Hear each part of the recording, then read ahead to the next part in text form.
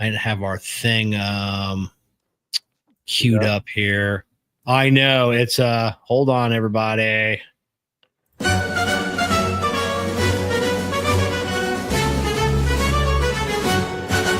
Grab your seat, light it up, let's unwind. Kevin and Kerr bringing topics of all kinds, from cigars to sports, family and more. Everyday stories you'll want to explore. So take a puff or ponder away. Join the talk, it's the highlight of your day. Puff and ponder where the sparks ignite. Conversations blazing day or night. Tune in now, let the stories take flight. It's the Puff and Ponder podcast, where we get it right. From fast cars to last night's game, family laughs or today's big name. We've got the topics, we've got the vibe. Stay tuned in and enjoy the ride. So lean back, relax, take a break. Kevin and Kerr got the chat you'll appreciate. Puff and Ponder, the show that's great, where conversations ignite. Don't hesitate. What is going on, everybody? Welcome to the Puff and Ponder podcast, where conversations ignite. Welcome on a strange Tuesday night. Yeah, I'm feeling crooked. So, do you? I don't know. Yeah, I feel like Jessica did KMA Talk Radio this past Saturday. Go check it out. It's much better show than this one. But it's things are better with Jessica.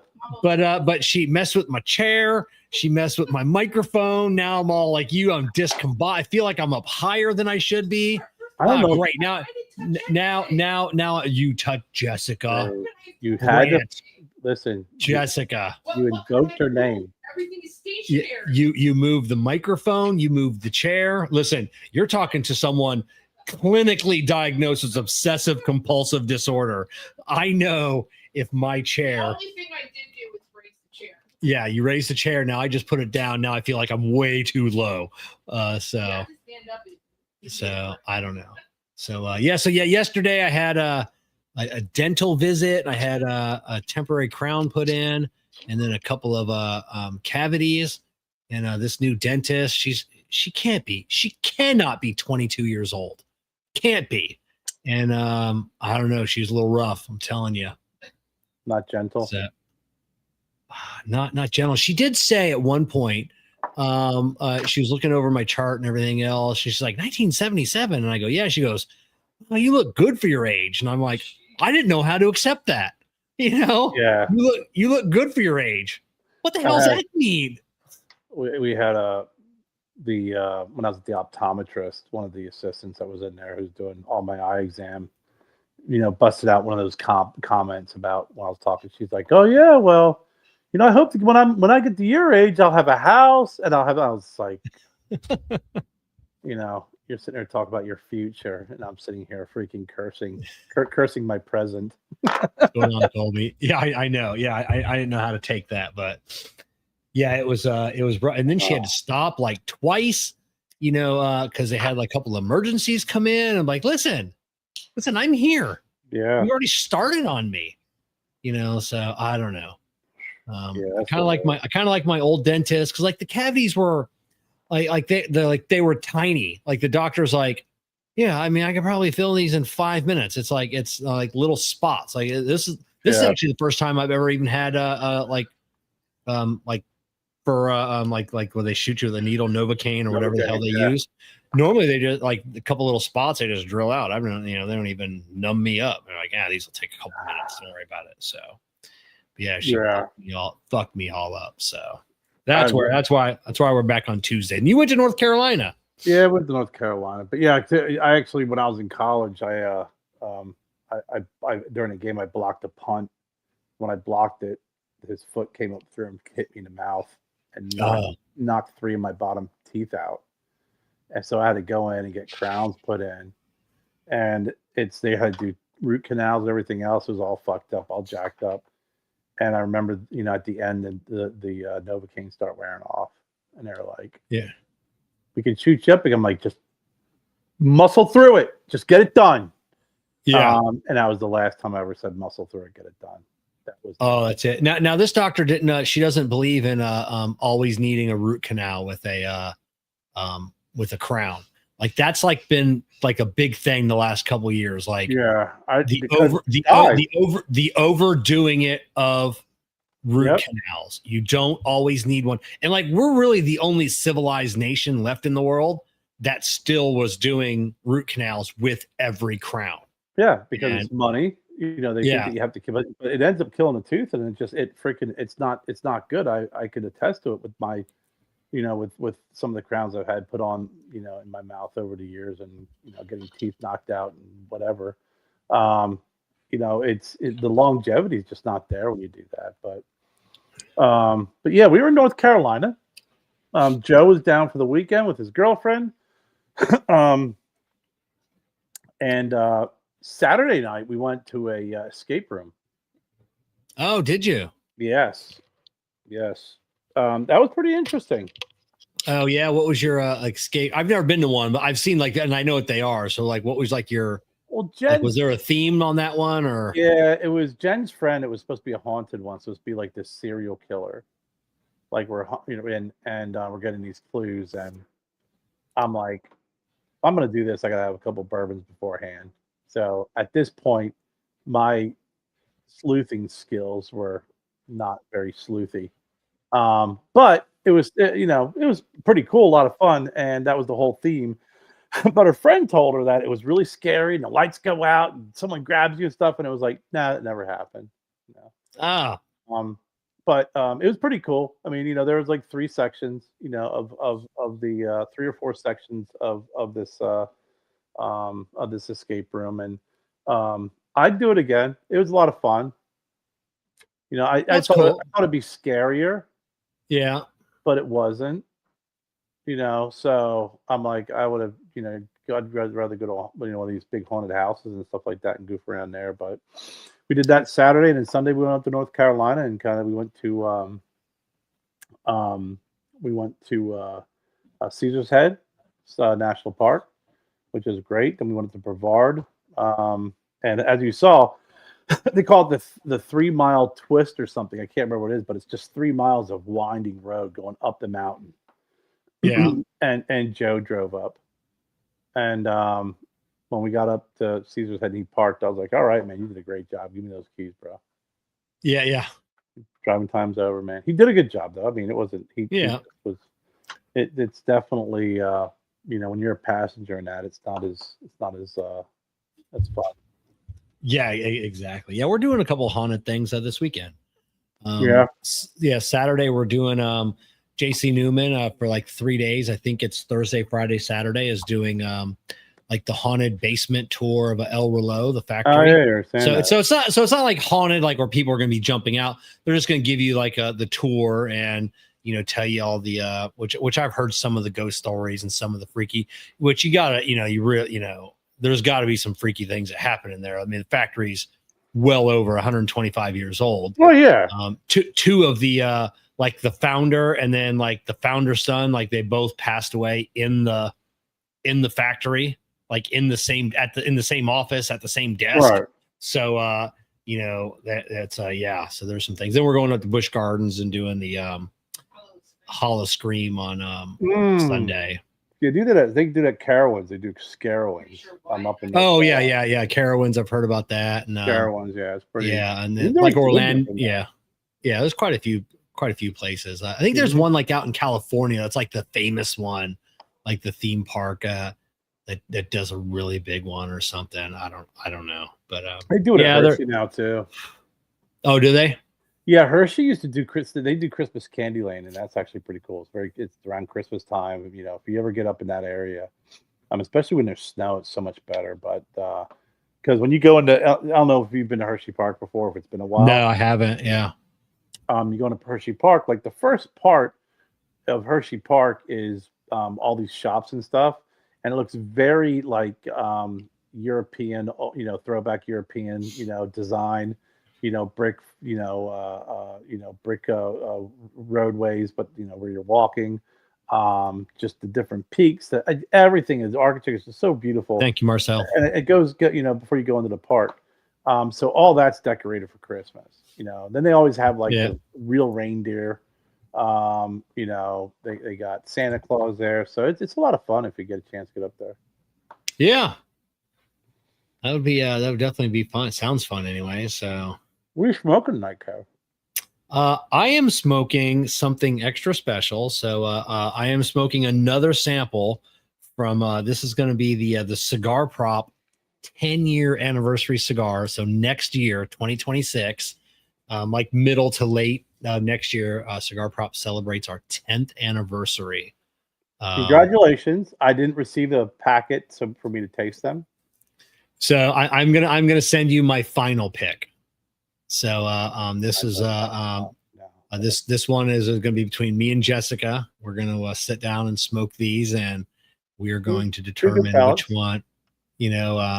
Because we started this endeavor together. She picked the name Cigar Prop, and it's I didn't know you guys were in the process of picking it out. So once you get your blend, I definitely want to try. What's that, Jess? All my annoying laundry habits when you started. Yeah, it's just we just think about like the 10 years that we've been together. But before we start that, I need to share my screen real quick. I need to pick a winner, and this is getting quite aggravating.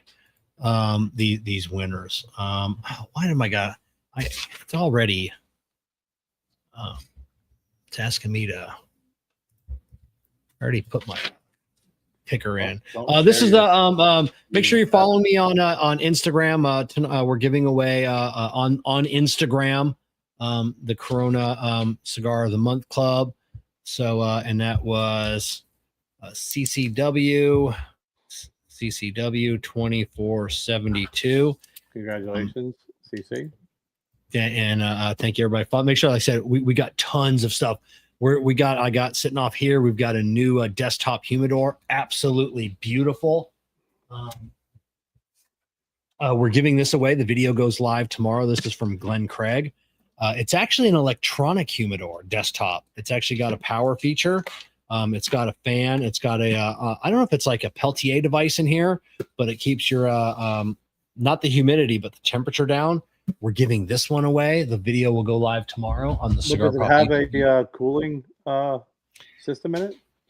It doesn't. It doesn't have. It has a fan. It doesn't have like Freon cooling system. It's the other type, not Freon. Yeah, it's got it probably uses a Peltier device, kind of like your thermo. Yeah. It's probably a miniature thermoelectric is what thermoelectric. That's all I was thinking. Yeah, is most likely what it is. Mm-hmm. Beautiful humidor on the Cigar Prop YouTube channel tomorrow. That goes live. You'll get to win one, and then for the rest of the month, they have great deals on those if you want to buy one. So make sure tomorrow afternoon, tomorrow evening, you can get in on that contest. We've got another big humidor coming up. I think it's like a 500 or 600 count. It's on its way from another company. We're going to be doing a video. We're going to be giving that one away as well. So make sure you're following Cigar Prop on YouTube and Instagram because these contests are just they're just crazy lately. All these these companies, like my rule is send it to me. If I like it and it works, I'll make a video and then I give it away, and you've got to pay to give it away. Like I'm not going in the hole for that. So that's usually the rule. I mean, I don't get paid for these. They give me enough money to cover the shipping to send these off, and I just try and give back as much as I can, which comes back into our 10-year. That's one thing that we always strive from the very beginning is we always wanted to give back. We have given away tens of thousands of dollars. Mm-hmm. We're probably close to probably $25,000 worth of stuff we've given away in 10 years. I remember our 1,000 subscriber giveaway, on YouTube all those years ago. We probably had 25 large flat rate boxes piled up high with all types of great stuff. And I think that's one of the keys to our success is, you see a lot of these, YouTube personalities, these influencers, and they're always flaunting all the like the swag and the stuff they get, and then it's like, which I don't care. If they want to keep it, that's nothing. I never, I'll never say anything to anybody, but it's just like, I don't know. For me, give it away, man. Just give it away. I agree. I think it's I think giving stuff like I think you are a very genuine and generous person, but I think that's probably why we get along so well. I'm pretty much the same. Almost to a fault. Yeah, you got to give back, and you've got to show your appreciation to the people that spend a couple hours of their Tuesday night listening to you talk on, and then and it's yeah. No, I agree. I agree 100% with you. I mean, when I started my show, it was like people talk about advertisement. I'm like, advertisement. Why would I do that? Let's support these folks. And one of the first people that I'm actually smoking. He's back making cigars again. I'm really excited about it. It's Felix Mesa. I'm smoking. Oh, is that one of the bundle ones you sent me? Yep. Yeah. That's one of the Felix Mesa bundles. Did I send? Did we send you some or no? No, you did not. We talked about no. I do have something. I do got to ask you a question about something we did send you. But this is from the Cigar Thief website. And, okay. And I mean, freaking fantastic cigar. It's Felix Mesa is another one of those guys just can't make a bad cigar. And we also had the Wine and Bourbon Barn open up down the street from us, so I'm excited about that. You were telling about us last week. Now you got a shirt. Now I got a shirt. And that's it. I walked in, I was talking to the guy, super nice, and I'm like, hey, I grabbed some cigars, and I go, he saw you at the Bourbon Barn, and I go, I said, you guys have shirts available for sale? He goes, sir. He goes, yeah. I go, I want to buy one. How much are they? He goes, no. We'll get you one. I'm like, I'll buy one. He's like, no. I'll get you one. So Jennifer stopped by today, and they gave her this one, and they gave me Wine Barn. Oh, right on. It's the Wine and Bourbon Barn. I mean, fucking great people, man. Just great. Just everybody there is awesome. The cigar selection's fantastic. They got a humidor that's freaking bigger and better than a lot of the cigar shops. You know what I'm saying? Yeah. The beer on tap. They got like 20 beers on tap. They got the bourbon side. I mean, they have to gotta work on getting a place to smoke, man. I'm telling you, because there's the same. It's that same shit that happened with Wine Express when Caitlin was there. Yeah. Like, got a great humidor. You got beer on tap. You got your freaking wine. You got this. You got that. You get something. And it's the problem is always you get the beer on tap, and like you can't smoke a cigar while you're enjoying a beer. And the thing is, it's all how freaking these different counties and different areas are. Yeah. Even in the South here, I mean, when Jennifer and I we supported one of the I can't remember what that was, Jen, that we supported down in down the road, Fountain Inn. What was that? It was a biker for 9/11. Yeah, it was a 9/11 thing that this biker group set up. So we put up a tent, and it was a back and forth to sell cigars and donate. It was a back and forth, and we're like, there's going to be no one smoking here. If we're just selling cigars. I have a license. We can do this. And I mean, you would have thought like, we were going to, we were asking to freaking have an orgy and shoot off fireworks, at our tent. Yeah. But yeah, it was, they're open up right down the street from us. I'm excited about that. And we got, I wonder if he didn't. We already got ours.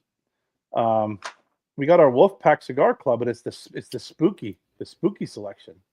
Oh yeah, yeah. It's actually got some really nice cigars in here. It's got the Filthy Gooligan. Yeah, and just slap on a different band on that cigar. Yeah, scary. Matt here smoking an Alec Bradley Black Market, a great cigar. How's my back is doing much better. Thank you for asking.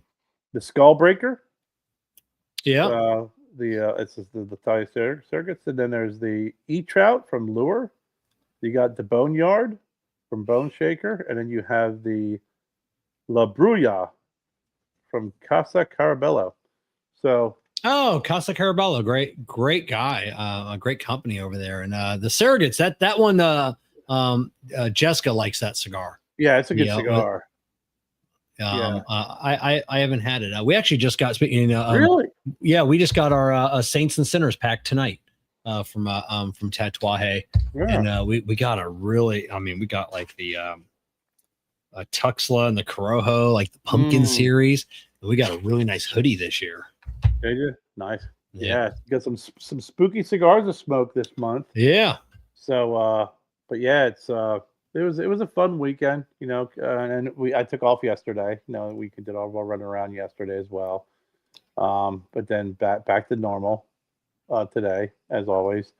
We don't have our Ryan on tonight, so we could talk a little bit about football. Yep. We got that.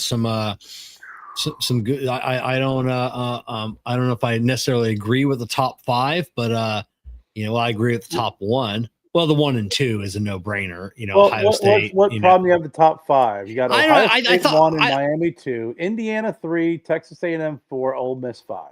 I thought Ole Miss should be higher. You think? Why? I don't know. Schedule? Or you just? I think you have a hard time with Indiana being up in that top 5. No. I think Indiana deserves to be a number 3. I just thought Ole Miss should have been 4, maybe number 3, but I thought they should have been 1 higher. I'm just, but it's still good. I like Michigan is now unranked. Penn State still unranked. Fire deck coach.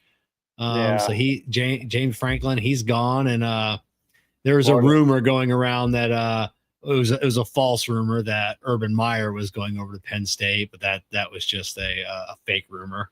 Yeah. I was disappointed to see Michigan. Another situation where they could have really gained some traction. Oregon really could have gained some traction too, but they blew it. Georgia Tech. It's good to see Notre Dame drop. You don't see Florida State on here anymore. Sorry, Bones. That's just the way it goes. So yeah, I mean, it was another interest. I still think that this is one of those every week. I think it exposes the ridiculous, bloated, preseason ranking. It just does. Oh yeah, and it just it just goes to prove that the AP poll is dumb.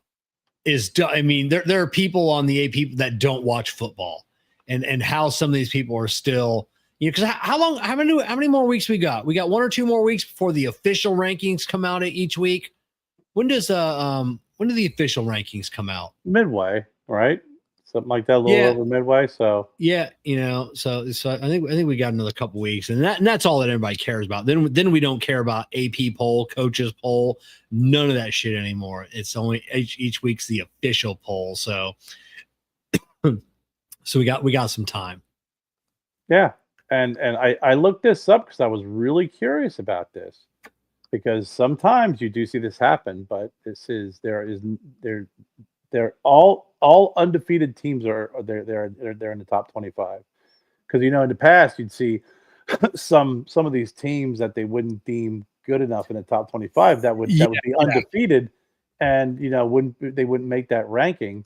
But right now, with the way it stands, you have BYU, Georgia Tech, Indiana, Memphis, Miami, Navy. Is Navy in the top 25? It must be. Ohio State, Ole Miss, Texas A&M, Texas Tech, and UNLV. All of them undefeated. Yeah. And I didn't think I saw Navy on the top 25, to be honest with you. I didn't see Navy. I didn't think unless yeah. No, I don't think they are. But yeah, I mean, they're 6-0. Yeah, maybe 6-0. They beat VMI and Temple and Air Force. Yeah. Rice. Exactly, and then everybody's bitching about Alabama. Alabama's got the toughest schedule. I think Alabama. I don't know. It's either Alabama or Florida. One of those two do have the toughest schedule in college football. I think Navy will make a case for the rankings if they could beat Notre Dame. They have their last 3 games of the season are ranked teams currently: Notre Dame, South Florida, and Memphis. Okay. That's a tough way to end your season for being Navy, but Yeah, God, I'd love to see them beat Notre Dame. oh, I'd love God. to see that. Oh, that would be so lovely. Yeah, and then Penn State, that quarterback's kicking himself in the ass for not going to the draft. Last year he could have went, and he should have. He should have went, and he'd have been in the top 10 at least. They're saying the top 5, and he'd have made bank. Now he's got a season-ending injury, and now he has to come back next year. Yep. Has to. There's he can't, unless he recovers and he has a great combine, and good workouts. But it doesn't make any difference. It's still going to be. So now he has to come back next year. He'll have a new coach. What's that going to bring? And he fucked himself on that one. Yeah. But I don't know. I mean, he hops in the portal and wants to go because that always that's the thing I hate about the portal. It's like at the end of the season, you never know what's going to happen. Yeah, especially when they make a coaching decision. I think the portal opens up for the team for like for a short time. So when it's outside the regular portal opening up, everybody can bounce if they want, when they make a coaching change. But Penn State, I mean, next week they have Iowa, right? Yeah. And then it's Ohio State, November 1st. Then it's Indiana, November 8th. And then they got Michigan State, then Nebraska. Then they end the season off with a tough Rutgers. But this could be a real bumpy ride at the end here. If they don't have their star quarterback, they may not win another game. Iowa, like the Hawkeyes, it's hit and miss. They're tough. They play tough. They're tough, and then sometimes they lose the easy games. But Indiana, powerhouse, playing good. Obviously, Ohio State's playing good. Nebraska, it is what it is. Nebraska, it depends on what Nebraska's they're not doing that great this year, but they're ranked 25th. They're in the top 25. I mean, they're looking up at the other 24, but they're in there. Yeah. So I'll give them that. I think your Buckeyes, though. I mean, they got Wisconsin, Ohio State, then Purdue, then UCLA, Rutgers, and then Michigan. And they can't. They're going to choke again to Michigan this year. I think we're going to drop 80 points on Michigan. You think? Are you going to stick with what you did last year and not bet me? Because every time I'm not betting you. Yeah, because I really think I don't know 80, but I think we're going to drop. It's going to be 40 to Michigan's single digits. Is it that moment where that kid who's been picked on for the last 4 years just freaking snaps and beats the shit out of the next person? It is, and what everybody keeps saying, 4 years in a row. Well, we beat Michigan for like 9 years in a row. I think that's like what have you done for me lately? It's only because you last. I know. Go back to 1960, Kev. Let's talk about stats. But I'm saying, Michigan does have the overall record though since like 1875. Yeah, I know. I'm saying UCLA may be kind of tough for them, but realistically, they have a pathway to being undefeated. And I look at Michigan, and it's like, if you're Michigan, it's like, listen, I don't care about any of the games. We got to beat Ohio State at the end of the year. Yeah, it's Michigan can't even. I mean, they're not even in the Big Ten champion. I mean, they're done for the season. I mean, there's so many teams, not just Michigan. So I mean, Penn State's done, Michigan's done, Alabama's done. There's so many teams that are just. I mean, for overall, when it comes to playoffs, they're done. Yeah, Texas is done. So. Yeah, I mean, some of these teams. I see Virginia's in that top 20. God dang. Yeah. It is going to be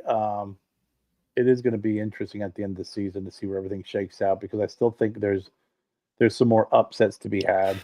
I mean, it's been a crazy couple of weeks with these games, and I'll switch over and watch some NFL games, and I got to tell you, Kevin, I lived in Pittsburgh for 5 years, and I didn't like the Steelers prior to living in Pittsburgh. When I lived in Pittsburgh, it made me dislike them even more. I like Aaron Rodgers, and I actually find myself rooting for him because I want to see him do well. And I feel so dirty. I like Aaron Rodgers. I think only because I like kooky Aaron Rodgers because he's always on Joe Rogan. And so I love Aaron Rodgers, his conspiracy theories. Of course. What's there not to like about that? And everything else. I just wish he wasn't, I wish he'd kind of get hurt because we got the Buckeye, his backup, Will Howard, so we like to see him get a little bit more play time because right now the Buckeyes are in the NFL are fucking killing it this year. Marvin Harrison Jr., Emeka Ibuka with the Bucks. Bucks are going to the Super Bowl.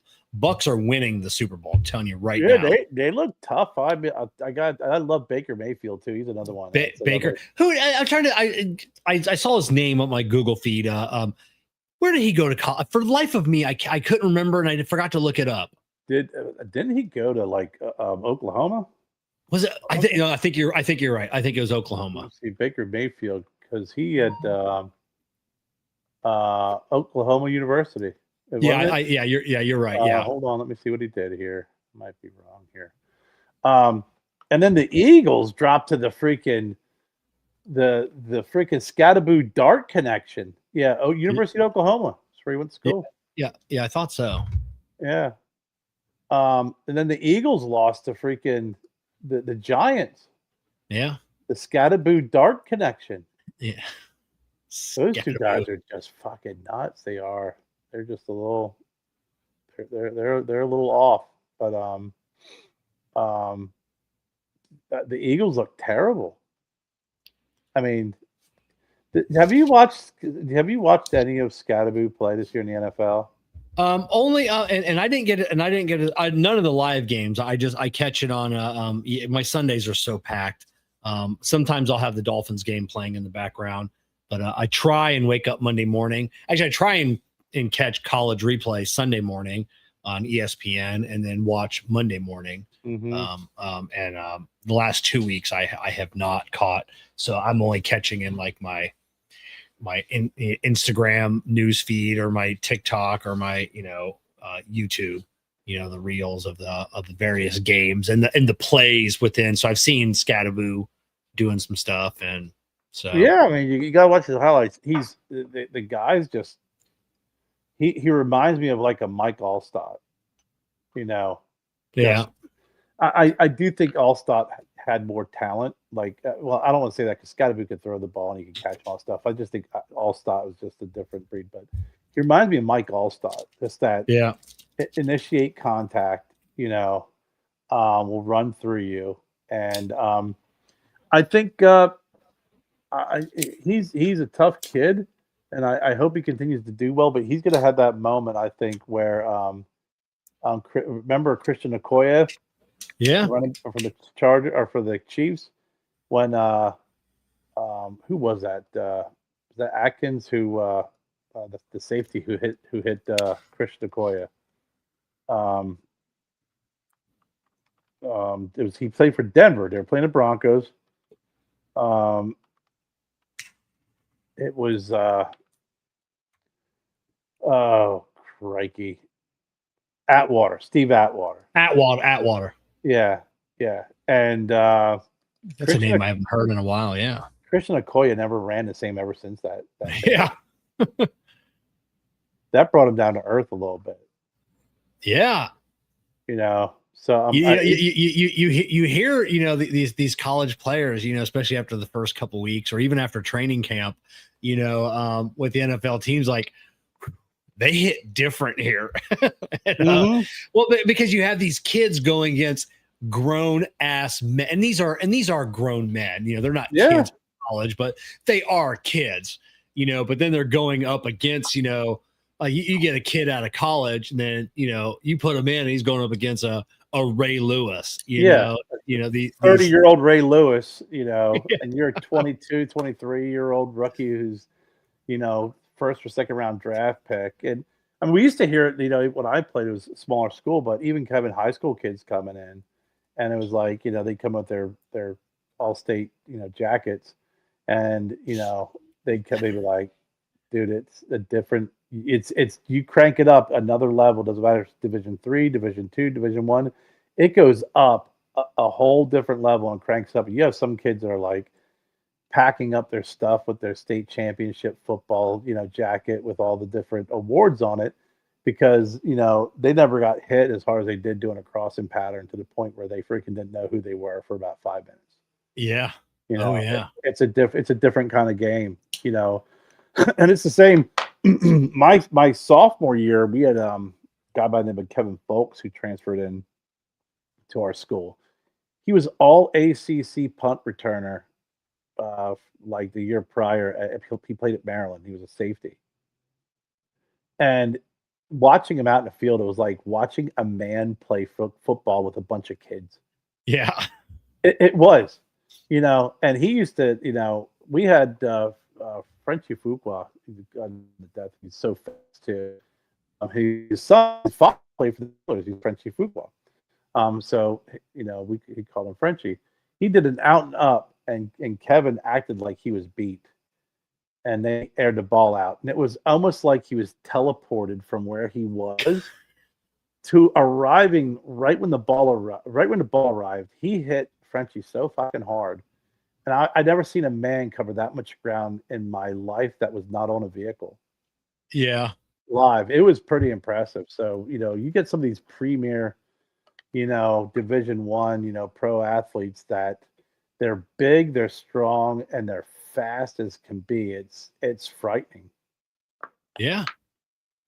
It is. It's insane. And then when you meet some of these players in person, like when you meet Ray Lewis in your person, you're like, I'm like, God damn, like you're giant. It's like when they're all standing next to each other. I mean, it's you don't realize how tall Peyton Manning is. It's like, wait, you're like 7 feet tall. It's Some of them are pretty. It's pretty. I stood next to Keith Byers.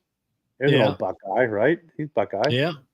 They had a basketball game, a fundraising basketball game at my college, and we're getting autographs. My dad's an Eagles fan, so I'm getting all these Eagles when he played for the Eagles. We're getting all these autographs. I met Mike Golick, big dude, just kind of looked like he like an Al Bundy, like a big guy. Didn't look like a football player, just a big dude. Izell Jenkins, met all these guys.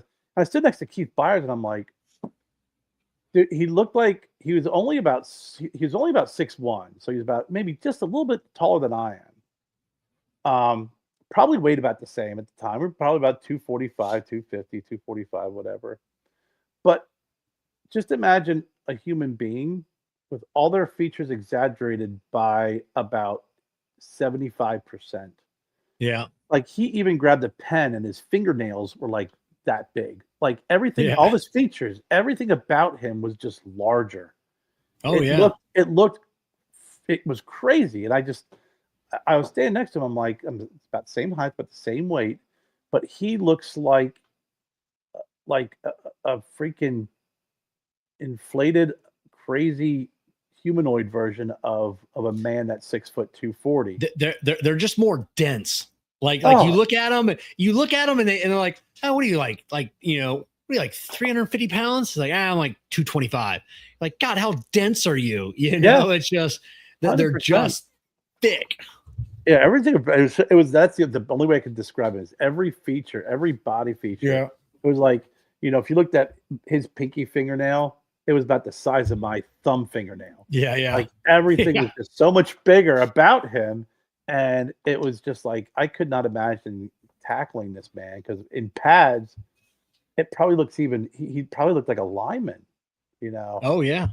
But yeah, it's like you said, you get to meet some of these folks, you don't realize how freaking tall they are, like how dense they are, how big they are.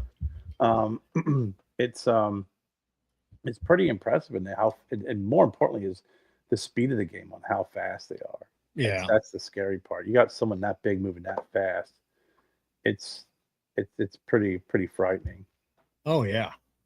You know, hockey players are like that. You ever meet a hockey player in person? It's like I've never met a hockey player. you meet some at you work living near Hershey. You used to go all the time and meet those guys, and it was like, you see them. You've seen hockey. You see how it's played. Yeah. You'll never see a fat hockey player. It's they have no fat. It's all muscle. Yeah, so I know one former hockey player, and he had played in Canada, and he was like, he'd have been like Division I. I guess I don't know if hockey has that, like if Division I, if that's like the professional same. Or college. College, yeah. I think he did play one season in professional, but buddy of mine's husband. But yeah, he was just a thick, wasn't fat, just a thick person. Yeah, they're all muscle. Just a thick man. And of course he had his kids, at like 1 year old, on the the rink, so of course Canada, everybody plays the hockey. God almighty, you come out of the womb, they forget to put hockey skates on you. I mean, that's why a lot of those guys, like you ever see John LeClaire or some of those guys that were, they were raised on a farm in Canada. So, when they were born, they're ice skating in the winter, and then the summer they're just freaking doing farm work. It's like, oh my God. Dude. Yeah, that was my dad, when he played high school football, and growing up on a farm, and my buddy Brian as well, like you did everything. Like you played baseball when it was baseball season. My dad didn't do hockey, but other kids did hockey or football, then basketball, and then in the middle of winter when it was snowing, like my buddy Brian, he's a pool shark. He can shoot darts. Whatever it is, whatever sport, big or small, like the Midwest guys mastered every sport. Oh yeah. Yeah, it's crazy. I mean, it's unbelievable. But yeah, it's I'm excited about the I was disappointed we did have the trifecta the other night. The Phillies were playing, the Flyers were playing, and the Eagles were playing all on Thursday. Yeah. And it was the Phillies played. They were playing the Dodgers in the playoffs, and they had to win to keep the game going. Keep the series going. And 11th inning, man on third. I think the bases were loaded. The guy hit the ball, broke bat, hit the ball right back to the pitcher, the Phillies, and he panicked. Young guy, he panicked, and catcher's pointing to first. Pitcher throws it to home plate. Guy already gone past him. Dodgers win, move along. Flyers lost to the Flyers lost to Florida, and then the Eagles lost. Thursday night football. So yeah, I think I thought someone, maybe my buddy Craig, maybe he sent me. I think the Flyers are playing the Lightning in Tampa Bay coming up. They might be. I know they're right now. They're going through their little Florida tour, I believe, and because you need to come down. You need to come down so we can get JC Newman, so I can get get you in the box again. I will definitely be looking for that because it's a little earlier in the season, so I wasn't sure. I almost forgot that the Flyers that the hockey season was beginning. I mean, I haven't been really last couple of years. It's been the last couple of years for the Flyers, but they got Rick Tocchet as the coach. He's a former player. I always liked Tocchet. But yeah, they just beat the Panthers 5-2. They are gonna be no. I have to find out when they're gonna be down there. Yeah, look on the schedule. Find out like when they're playing here in Florida. Like, let me know. Like if there's a game that you can come down to, and then I'll reach out and I'll try and get us some tickets. Well, the first game is on the 24th of November.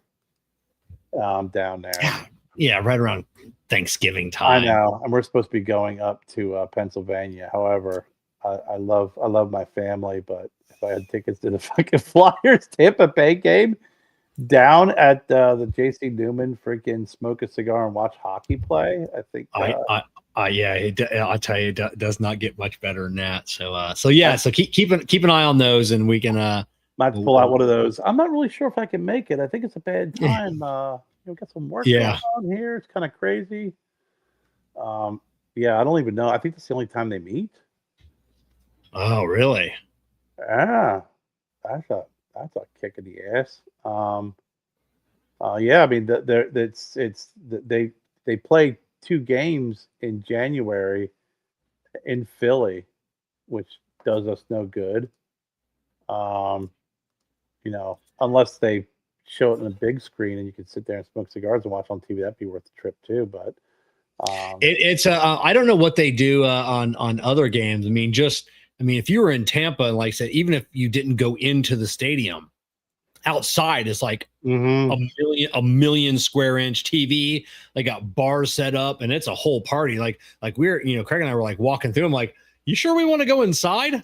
Like, why don't we just hang out here with these other 10,000 people and fucking watch the game out here? And but because it was such a great event. So, but yeah. Yeah, the Flyers just played the Panthers in Florida, and then they played the Hurricanes, and then they played the Panthers again in Philly, and they won. But it looks like it's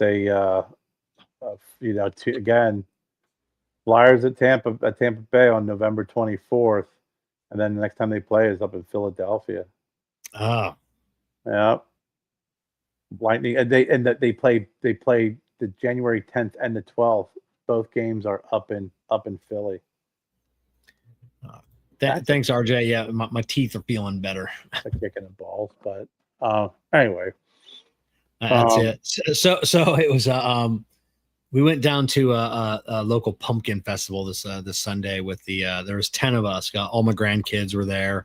I saw pictures. Great pictures, man. And it was a horrible time. Horrible time. Whenever hear that. yeah. Whenever you get a group of like 10 people trying to do something, it's just it never, and it's all about the kids. Obviously whatever the kids want to do. The little rides and everything else, and which is fine. I love my grandkids, and my granddaughter McKenna, she gets tired. She's 8 now, and she's like, pick me up, grandpa, walk with me. And I'm like, you're like 70 pounds now, 60. So I'm like, but like, so when I don't care how old you are, how bad your back hurts, when your granddaughter wants you to pick her up and carry her, that's just what you do. Fun stuff.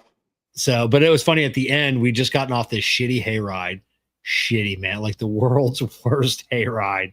I can't even imagine there ever being a worse. It's hot. The day started off nice and cool, but where the sun's beaten down, like there are no animals, because it's like a giant petting zoo, giant farm. Didn't see anything. Horrible hayride. Waited 2 hours in line, for this shit ride, and finally get off, and we're everybody's like, well, what time's everybody thinking they're going to call it a day? I go, right now, we're all done. And everybody's like, oh, thank God someone said it. Because always that one, like, well, you think it's about time to go? And everybody's like, well, if you're leaving, I guess we'll call, so I'm always that guy. You can always count on Kevin and be like, yeah, we're done here. We're done. I'm completely spent. And of course, Jessica, we got to talk, say goodbye. We got to hug everybody. We got to take pictures. I'm like, no, get the fuck out. Let's go. So my grandson, love him. Jessica saying goodbye to him and talking to him. He's only like 4, and she's like, we never get to see you. And Jessica goes, we just saw you like a month ago for like for his birthday, and he's like, oh, I don't remember that. Like, well, you're like 4, you don't remember anything. So but Jessica's like, yeah, you remember we were at the water park, and she's like trying to explain, and I'm like, I'll tell you what, Matthew, when we get home, I'm gonna go ahead and send you all the pictures that we took when we were there at your birthday. And everybody's looking at me. I'm like, what? I'm tired. I'm hungry. I don't want to converse anymore. I want to go home. That's when you got a bunch of kids too, that's a tough one. We went to Denver Downs, and Denver Downs is a real big outside, like you said, big pumpkin fest, Yeah. music, they have different freaking things going on out there. I mean, they got freaking bales of hay that kids are swinging off of. And Yeah. we used to take the kids there when they were younger. And it was always like, you kind of reached your limit and you're like, all right, enough. Time to get out of here. I've had enough country air. I'm tired of this overpriced food. I'm tired of my $10 lemonade, and which boggled my mind. So this lemonade was like $10 for this, and then you get like a big cup. You get a refill for like $5. So before I leave, Jessica's like, I told Jessica, I'm going to get a refill. This thing was expensive. I'm gonna fill this up for the ride home, and filled the cup up with ice. Filled it up with cold lemonade from this jug, fresh squeezed my ass. It was fucking watered down Crystal Light is what it was. And Jessica and I are both drinking this cup and we're like, how is this hot? How is this lemonade hot? This cup is full of ice. The lemonade, the jug was full of ice. And this cup, we're like, we had this 5-minute discussion on like, what are the physics behind this lemonade we're drinking? How is this hot? How is it like hot cocoa? We're like you can hear the ice. The cup is sweating. It's cold to hold it, but yet the fluid coming through this straw is hot. And I just boggled my mind. Don't know how that happened. Yeah, we had a funnel cake that was pretty good. I didn't get a funnel cake. Those dudes look good. I had a hot dog wrapped in a pretzel dog. It kind of sucked. Yeah, we had that. It was pretty good. And I think Joe and his girlfriend had a corn dog, that looked really good. It didn't look like a normal like frozen corn dog. It was a real deal. Yeah, Amber had a shitty looking corn dog. Yeah, it's but it's it's a good time. I remember years ago. They've since adjusted it, since then. But now, they used to have these big, like 2 bales of hay high, the round ones, right? And they had all hay area and these big lumps, and then you could take a rope and swing across. And Joe grabbed the rope and did one of those. He was probably 7, 8. I don't know. He was young. He did one of those. Watches too many movies, instead of holding on to it and just swinging across. He grabbed the rope and jumped up in the air, which now caused that rope to have some freaking slack. Oh, yeah. And thought he was just going to swing across like in the movies. And when that slack freaking tightened, boop. Oh, yeah. There's no holding on to that. He fell, and it was like watching someone fall from a building. Boom. He hit, and I looked over the top of the hay bale. And it was like a chalk outline of Joe. Right? Now, Jennifer's watching from the ground level. So all she sees is Joe fall. She doesn't see him hit. And it's pretty decent fall. And he falls very freaking like a 8-year-old kid would. I look over, Wyatt looks over, and Wyatt goes, "That was cool, Joe." And then like grab the rope, and I'm like, trying to stop him from swinging. Joe's not moving. His mouth's open. No freaking sounds coming out of it. And I'm, to this day, amazed that nothing broke. I amazed that nothing. He was not injured seriously. It looked that bad. The kid, the joints hadn't fused yet. Like they're like kids are made of rubber. At that age. I know my granddaughter Brooklyn. They were feeding the ponies, and Jessica knows ponies are fucking dicks. Like Shetland ponies are horrible creatures. And it was funny. She got nipped by the pony, and of course she started crying. She's only 2, and I'm standing over there with Amber, and McKenna is just laughing, and Amber's like, "Why are you laughing, McKenna?" She's like, because Brooklyn got bit by a pony and it was kind of funny. And Amber and I are just kind of laughing. And I just bring McKenna over. I'm like, all right, come on over to the dark side, with Auntie Amber and Grandpa. Because Amber and I, that's our favorite pastime, is watching people get hurt and then laugh. Like if Amber and I could just like go to the mall, like watch old people fall down, or like, like that's like me now. Like now we got McKenna. I'm like, all right, we got a third, we got a third, that likes to see other people get injured and thinks it's funny, But and then Amber, she came in today. She had to get her oil changed, and I had to fix her car. She brought the new grandbaby in, and I fixed her all up, took care of everything. And then and she's like, hey, I noticed there's a new pizza, like a pizza truck across the street, like down in the ways. I'm like, yeah, they have really good pizza. And she's like, I'm gonna go there after lunch. She'll me bring you anything? I go, I packed my lunch, but I'm like, just get me a slice. And she's like, well, I'll just get you a whole pizza. I'm like, no, just give me like a slice of your pizza if you're getting a whole one. She's like, I want a whole pizza. I'm like, I just like want a slice. She's like, yeah, but I don't want to give away a slice of my pizza. She's like, I'll just bring you a whole pizza. I just don't want a whole pizza, Amber. She's like, I'm not giving you a slice of my pizza. She's like, well, and she's like, I'm pretty sure I'm not going to eat the whole pizza, but I might want some of it later. And then I'll be disappointed if like I'm still hungry and like I wanted one more slice and now it's gone. And I'm like, God, you're so my daughter. It's just like that's my thinking too. I'm like, yeah, I'll just get you your own pizza. How about that? And then the pizza place was closed, so she's all pissed. Oh shit. Yeah. It's little moments like that you just realize your kids are your kids. Oh yeah. Oh yeah. Yeah. I do love those moments where it's, sometimes it's like you said, the big things and the little things that you're like, yep, you're mine. Yeah, that's it. No doubt about that. Don't need a DNA test there. Nope. You are my child. Mm-hmm. Mm-hmm. Yeah. And sometimes, especially like if I see something that, Wyatt does or Joe do, I sometimes keep it to myself, because I'm like, I'm not gonna remind them that they're my child. But he's got a couple. Joe's a little bit older. Wyatt needs a couple more years to appreciate it, because now Wyatt's 17 and he's starting to see things a little bit different now than he did as a 12-year-old or 13-year-old, and when they were a little bit more highly critical of things. And then now he's 17, he's just like talking about how kids are acting. I'm like, and why do you think we raised you the way we did? I said, all the criticism you've given us, and he's just like, yeah, and you can see he's like, yeah, I understand it now. So we were fair. We had fun. And I was like, here we go.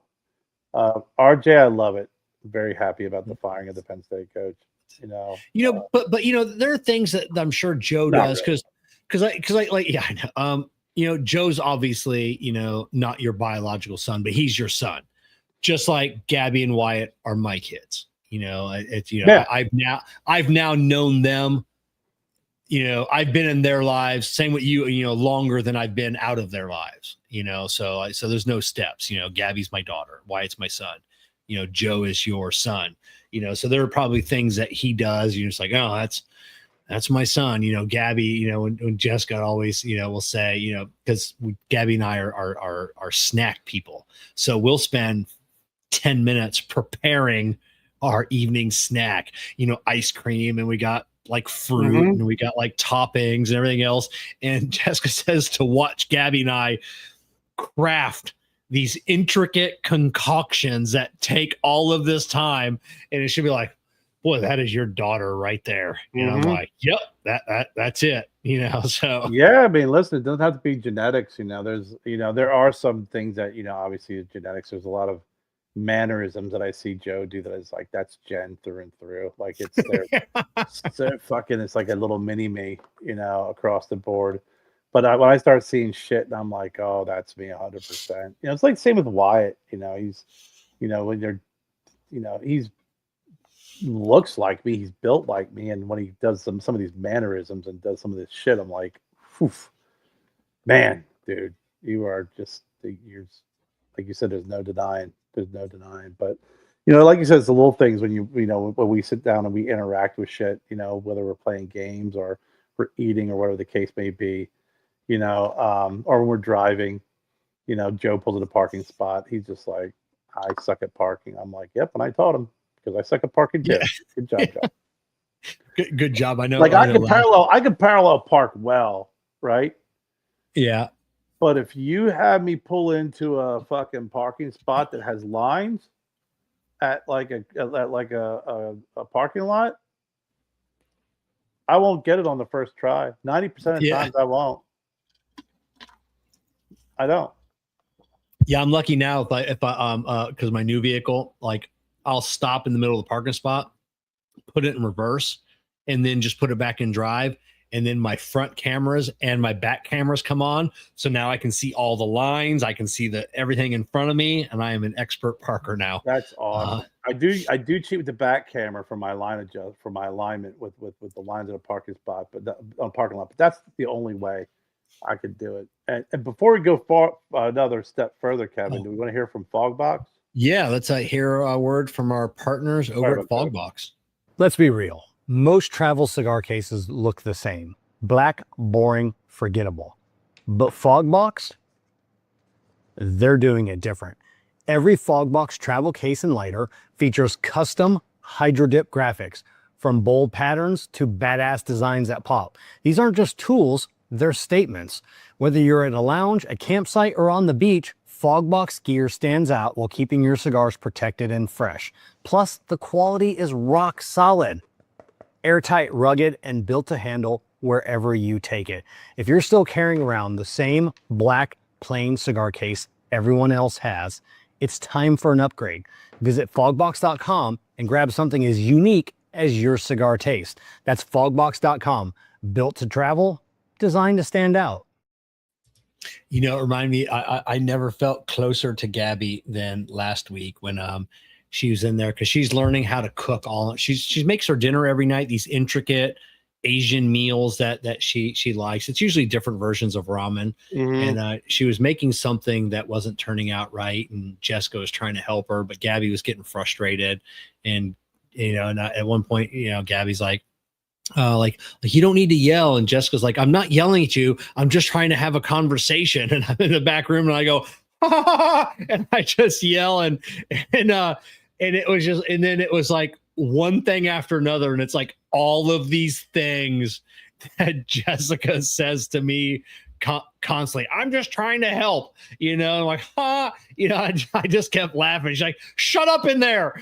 And I'm like, that's hilarious. Yeah, this is my life. Oh, it was great. Yeah. We had Joe talks so fucking loud. Jen's loud. Jen's got a loud voice. Yeah. But Joe's like, he takes it to a whole new level. Like, he talks like Jen's dad, his grandfather, but he's deaf. He needs hearing aids.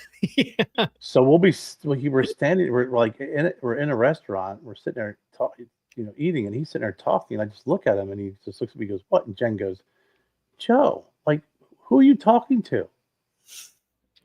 And Jen's like, "I'm loud, but you put me to shame." Yeah, I come home sometimes. Jessica's got to tell me to quiet down, because like for the first hour that I'm home, like I'm still like in the shop, like my hearing has not come down at all. She's like, "Why are you yelling?" And I'm like, "I don't know. I can't hear anything." I'm just my ears are ringing from being in the shop all day. And then it takes about an hour, and I'm like, all right, now my hearing's back to normal. It must be the Jersey thing, because Jessica can get quite loud. Yeah, my dad was like that, because he worked, he was a mechanic for, a good part of his career. Then he worked, on the Lion Gang. Then he worked at 3 Mile Island. It was always, that was before, where I think towards the end of his career, when they started like giving out earplugs. Yeah.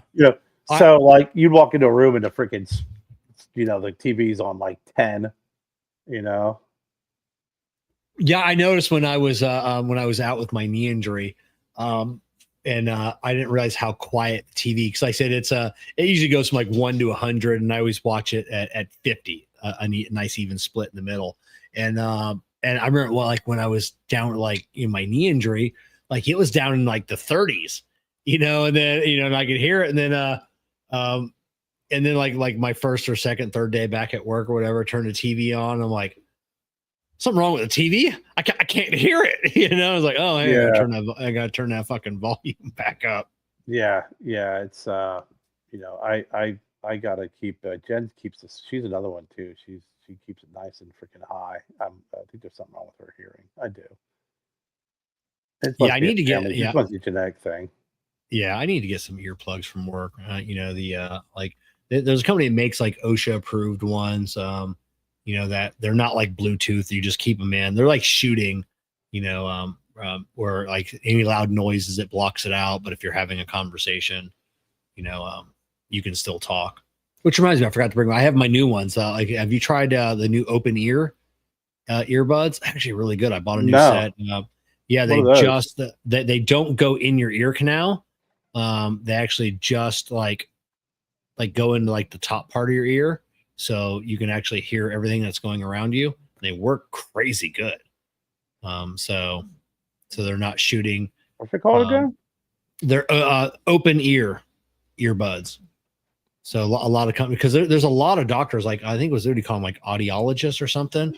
They're saying, like I said, people are really having a lot of ear infections that they're seeing, and it's all stemming from earbuds, being in people's ear canals 24/7. I've got friends that never take their fucking earbuds out; they're always in. And interesting. Yeah, I don't wear. I mean, I had the Beats ones, and I don't wear them all the time though. I don't. Yeah. I don't know what it is. It's I use Jen's now because I always end up like I've admit to it. My first Beats I got, they washed them and they're done. The second I think I left in the moving truck when I returned it. I have one, and that's about it. And then I'll use Jen's earpods, and I'll use them occasionally. But like you said, I know a lot of folks at work will use when they do Teams, they'll put in their earbuds and their earpods, and I use a headset. Yeah. I use a headset, like, I bought it for $5, and it's fucking awesome. It works great. I bought these. I paid $5 for them. It's at bin time, $5 each. Yeah. And I did that, I don't know, probably like 6 years ago. And I use those. I never did like having those things shoved in my ears. I've never been a big fan of it. I didn't. The longest I ever, when we were doing my head tattoo, the first round, I had the earbuds in for like 6 hours, and my ears hurt for like 3 days. Like they were so sensitive to the touch and everything else. And it just made me think, I'm like, man, this is what these doctors are talking about. These things are, they're doing some damage. And that's why I started doing my research on the open ear earbuds. And that's what I got. And man, I wore them Saturday at work so I could listen to KMA, with Jessica was on. And then the Ohio State game was afterwards. So it was a noon game. So I just had to listen to it. So, they worked really good. Everything, you hear all the everything around you. I was listening to the game the whole time. I'm talking to people. Nobody could hear. There's no noise that comes out of them, even though they're open. Like you can't hear, like they project it in your ear. So nobody can hear what's going on. They're even listening to anything. And they were just, I did all my research and found out like Shokz, SHOKZ or something. Hands down, like the best ones on the market today. And really, yeah, absolutely love them. I'll never go back to earbuds again, like in-ear earbuds. Really, that's I'm looking at them right now. They don't seem like they would be. I mean, I trust what you're saying, but I've always kind of felt like like it's because you know as well as I do, when you have an earbud in, you can hear fine, but as soon as it starts slipping out and it gets out just a little bit, you're like, son of a bitch, you know when it's slipping out. So I have to imagine that if it's covering your ear and it's projecting it into the ear, is that doing more damage to your eardrum because it has to do something in order to increase the quality of sound? No, like the quality of sound, it's not like if you're an audiophile, like the open ear earbuds, I don't think you're going to be happy with, but I think the sound quality is absolutely perfect. I don't have a problem with sound quality at all. And yeah, it's just the way it projects it, because it kind of projects it onto your ear, and it just kind of does its magic and makes it way into your brain. And you can hear it, but it doesn't do the damage. And that was the one thing that when I was looking for, like audiologist recommends, and that was one that they recommended. So, and then they're all recommending now the open ear earbuds. So yeah, super happy with them. Yeah, I got to look into that. I after the first couple of times, I'm always reluctant to invest in earbuds, because I think the problem with me, with the reason why I misplace my keys in my wallet all the time. So you're just adding one more thing to me that I'm going to misplace, and my phone sometimes, but I don't use them enough for me to like have a place or a spot for them. You know what I'm saying? Like some people use them all the time, where it's like, here's my pocket for my ear pods, blah, blah, blah, blah, blah, whatever. Where me, I don't use them enough. I just don't. I don't use them enough either. But like I said, I always have a spot on my desk. There's a little shelf above my desk, and they're always there. I've never, in 10 years, I've never lost a set, never misplaced a set. It's yeah. Jessica uses her AirPods constantly. She always knows where they're at, but but she is misplacing them every now and then. Then they have the new AirPods now. I think all of them do it now. Even like Samsung, the Galaxies, they do like the voice translation. So if you're listening to someone, you can. It doesn't work both ways though, unless they have a set in as well. So you can understand them, but that still doesn't help them understand you. Right. No, I did. We just were talking about that the other day, Jen and I. She showed that to me, that they have the translation, the translation ear pods. It's like, what are you gonna do? Say like, take my earpod. I want to tell you. Yeah, something. I know on my phone, my Samsung, I can like set it down, and then we can have a conversation back and forth, and then it will, I don't know if it transcribes it on the screen, or if I think it actually says, if I'm not mistaken. So you can like put your phone down and then have a conversation with someone in another language, and it goes back and forth, and like so your phone does all the work for you. Well, you figure that, I mean, the technology, I'd have to imagine, cannot be, I guess, to get it in the phone, but they've been using it for years. You see at the United Nations, whenever, someone's speaking, they always have the, people are wearing the earphones to translate whomever's speaking, so they know what they're saying. So I have to imagine that, it's just being able to get that kind of technology into the phones. But I mean, you have, hell, freaking, if you got Siri answering your questions, when you don't even ask her. Yeah. Oh yeah. Then I saw, with the Google glasses, like the newer version, I did see like a little commercial on YouTube, and it was the glasses. You can talk back and forth, and it transcribes into words on like your screen, so you can see it, and even does sign language. So which is cool. So if someone's signing to you, it'll show you via words like what they're saying, and then when you talk back to them, it just has words on there. So that would be where you could keep, like at work, like we get people to come in and speak Spanish and other languages, and that'd be nice. I'm like, hey, put these glasses on real quick so we can have this conversation. Yeah, I know, right? Technology is getting so crazy, man. It's and the glass in 5 years.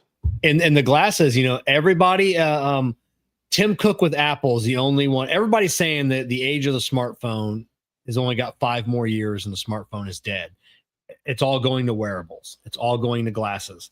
Tim Cook with Apple, like, we think it's going to be a lot longer than that. We're still hanging on to the phone. But yeah, like the new Meta glasses that Zuckerberg has come out. You know, like Oakley's jumped on board. A couple people, like everybody saying, I mean, they are really good from what it projects on your screen.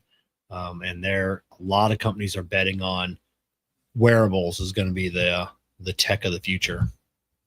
What do you think about Elon Musk's Starlink phones? I mean, I've seen it. You know, I don't know like all the specs on it, but it's I don't know. It's gonna be you know, definitely different. You know, he's got that technology. I don't know what platform it runs on. If he's got his own, or if he's using an existing technology. Yeah, I'm definitely I've looked it up, and you can't tell what's real and what's not real. You know what's fake anymore. God almighty. Yeah, AI is getting so crazy. Look at the freaking Macho Man stuff I was sending you today. yeah. I mean, it's just crazy. But I did see that there were some phones, but I wasn't sure if it was real or not real. I say same thing. You know, I've seen like people talking about it, you know, or like some like print on it, and I'm not quite sure because Elon has always said he didn't want to do a phone. So so I'm like, was this real? I never really dove into it to see if it's actually like a real thing. Right. Yeah, I'm interested. I'd be interested in that. I mean, because you know, it's you know, it's. I think if he did that and just like started making things affordable, it would be one more area he would just crush. Yeah, because you can get Starlink. I think I have Starlink on my phone for like emergency calls. Like I can I think it has it on there, but it's like very limited. Like it's not like, you know, for like everyday like use, but for like emergency use, like I can activate the Starlink or something. You know, I don't know. I remember reading something about it when I got my new phone, but I don't know a whole lot about it. You know, I know a couple different carriers have it, you know, to where, you know, like it's on there for emergency. So it'd definitely be nice. Yeah. Oh, I think so. And I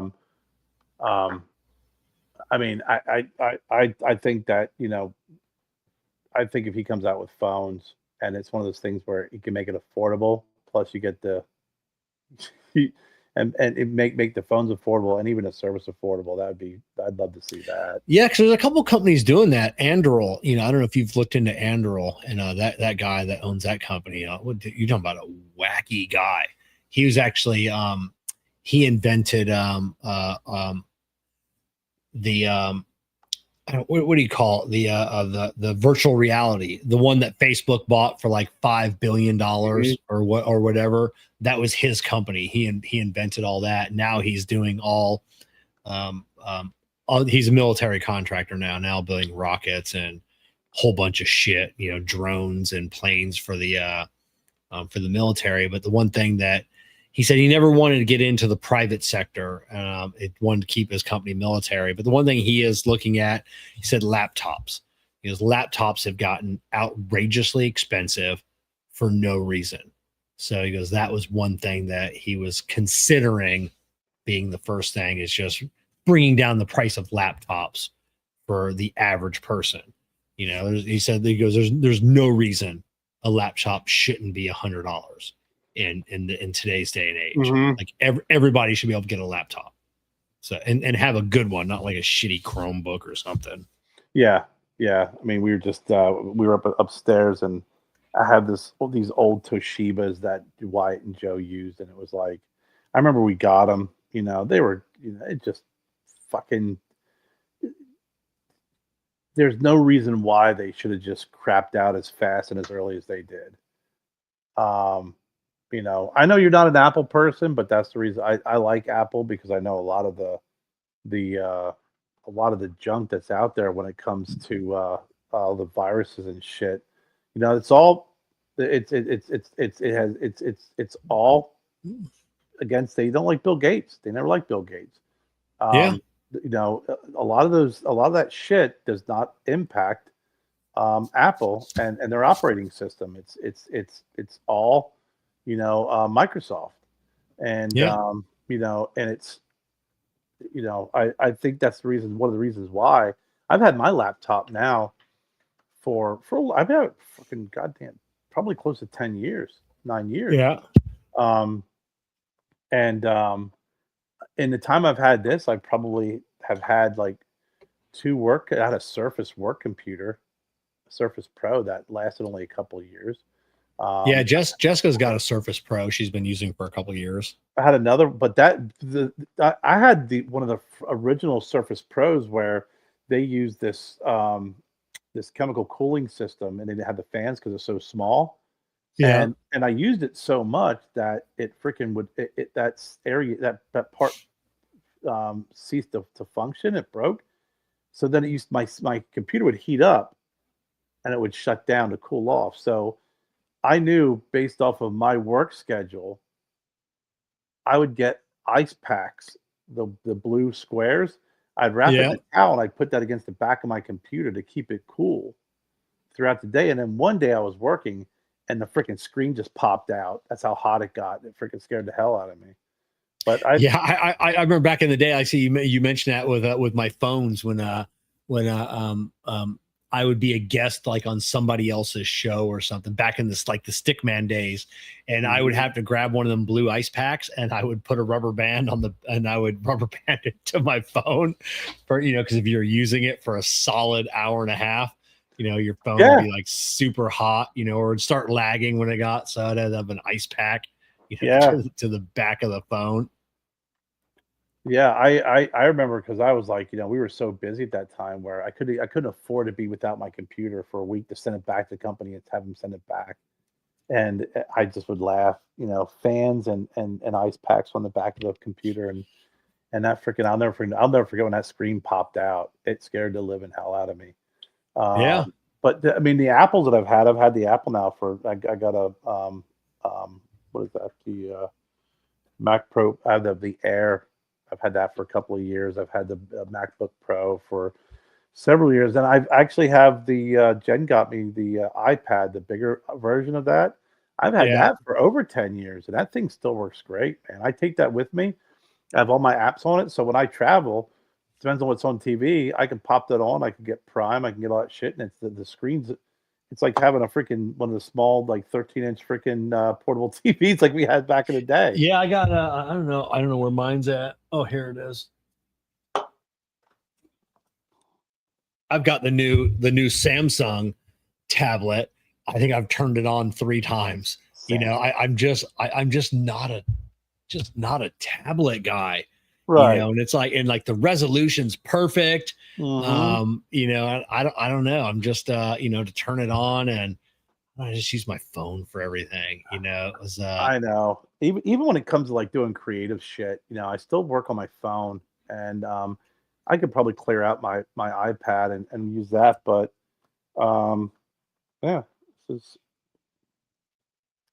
yeah. You know, I know. You know, we were talking about this, you know, like you know, how people use their devices and everything else. I was when I did a Miguel show last week, and we were kind of talking with about, you know, because we had Kyle Garrett on as well, and from Dad Smoking Cigars, and talking about, you know, watching videos on your phone and everything else. So I'm like, it's the reason why I started filming everything in 9:16. You know, people are like, hey, we know like you film everything in vertical format. I'm like, yeah, because everybody's watching on their phones and nobody turns their phone sideways anymore. You know, like people just want to hold their phone in their hand straight up and down, and they want to watch a video. Yeah. I'm like, I just, you know, because I'm that way. You know, I film as if I'm watching it. I don't like turning my phone. It sucks. You know, so. I remember you told me that a while back. You were like, hey, if you're going to take a picture, you're going to send something to me, make sure you take the picture straight up, stop with that freaking side to side shit. But I mean, I don't know, man. It's I kind of I always feel like, you know, and it's not much of an effort to walk in the next room, pull out your iPad and start working on it. But then it's like, I just kind of feel like when I work on my phone, I do whatever I'm doing on my phone, it's just one-stop shopping. If someone texts me, I can answer it. If I get an email, I can answer it. Instead of going back and forth and between an iPad and an iPhone. Yeah, at least I mean, at least with like Weird. Android devices, you know, I'm like if I'm on my phone or like if I get a text on my phone and I'm working on my computer, it comes up on my computer. I can answer my text on my computer. If I'm on my tablet, there are Yeah, I can do three the same. Yeah, there's three. I have my ID on all of them. Yeah. Yeah, like they're three completely seamless devices. They go back and forth. But I don't know. I still like my phone. Yeah, You know, I'm the just, same way. So I think my iPad was one of those things where I just kind of like I when Wyatt was younger, I just here you go, have at it. Oh you yeah. know, you know. Yeah, you ever see someone or somewhere and they're filming and they got their iPad like this and then they're been like, hey, why don't you just bring your phone out? Like I can't see behind you, like they're at a concert or a wedding or something, and they're filming like this. I'm like, what are you doing? Like, listen, do you realize just because the device is bigger doesn't mean it's recording bigger? Yeah, I know it's still recording in either a 916 or a 16:9 by format, and the camera's probably way shittier than your phone. You know, all phones, you know, shoot incredible footage. It used to be the whole thing, Samsung, Apple, Samsung, which one's got the better camera? Now it's not even, everybody's the same. Everybody shoots in 8K. Everybody has, you know, I think Samsung's still a little bit better than Apple, but by not much. Like you can't tell the difference now. You know, everything's the same. I just know whenever I got to text things, like text videos, or I receive a video from like my niece who's got a Samsung, and I get her video in text, it's always shitty. Yeah, Jessica, we just know to send video via Facebook Messenger, you know, or you can send it via WhatsApp, you know, because that's still and it's not and not to diss Apple at all. I'm not making fun of Apple, but it is Apple that's the problem, because they're still no, it's the whole RSC thing. Like the whole world has gone over to like this standardized format for sending pictures, for sending text messages, for sending video. The entire world has adopted the same platform. Apple still refuses to and it's an upgrade to the new platform. Are you sure it's an upgrade, Kevin? Maybe that they're just, maybe they're just waiting for everyone to adapt to them. To downgrade the video quality to send it. You know, no, it's definitely How can you say it's a downgrade though? Yeah, because Apple's using an antiquated technology to send text messages, photo. Look it up. Ask ChatGPT. Look it up. Google it. I'm not yelling. I'm talking. Yeah, I'm not. I'm gonna use your terms. I'm not yelling. I'm just trying to have a conversation. So it's all right. Yeah. Kevin, see, whenever you start getting these conversations, then Kevin gets more passionate. I don't call it yelling. I call it that it's just you're impassioned about it. Yes. You know. So we're good, Jess. We're good. We're good. I'll tell him if he starts yelling at me. It hurts my feelings. Yes. I got a thick skin now, so I'm cool. But yeah, I you know, if you're telling me that, I have to believe you because you're super smart, Kevin. But it's not going to sway me from my Apple folks. Yes. And Apple has the technology, which I don't care about the blue text versus the green text, you know, like the bubbles. Apparently that's like a big thing with like Gen Z and Gen Beta. You know, it's like, oh, we got an Android user in our group chat because they're see the bubbles. You know, the chat, the message comes over in a different color. Like, I don't give a shit what color the message comes through. And Apple has come out and said, yes, we can, it's an easy fit. We can make it the same color. It's not a big deal. We just choose not to. It's because it just that divide between Apple and Android. They just want to keep that alive. That's actually pretty funny. Yeah, I watch those videos like on like TikTok, all the platforms, and like the dating things, and like sometimes it's like what's the first thing, like you have an Android, you're out. Yeah, like, I'll pass. not doing it. People are like, I won't date someone unless they have an iPhone. That's fucking hilarious. Yeah, for some of these, and it's always the women, it seems like, or at least that's what I see. It's like, yeah, that's a deal breaker. No, it's just because how often am I on dating apps? No, it's these videos where it's like these the back and forth. They're sitting on across from each other, and like one can hit a button and then like bounce that person, and like the speed dating things, and they ask questions, and it's like Apple or Android, and the guy will be like Android, and the girl like bam, you're out. Not acceptable. So you're now you're gonna have after this after our time together, you're gonna have to give Jessica your phone to make sure you're not on dating apps. Yeah, exactly. yeah. We're a divided house. She has an iPhone, I have an Android. And that's what we're just fine. Yeah, Gabby has an Android. Gabby has an Android, and the similarities between Jessica's iPhone and Gabby's Android, they're never on and they don't respond right away. So you got you've got young Joe there on his phone, just like Gabby, 24 hours a day, 7 days a week, until you send him a goddamn text asking him a question, and then it's just like crickets. Like, I know you're on your phone. I know you're on, like, I have like the parental app. I can see that you are currently using your device 100%. and visiting a website. So I know for a fact that you got my text message.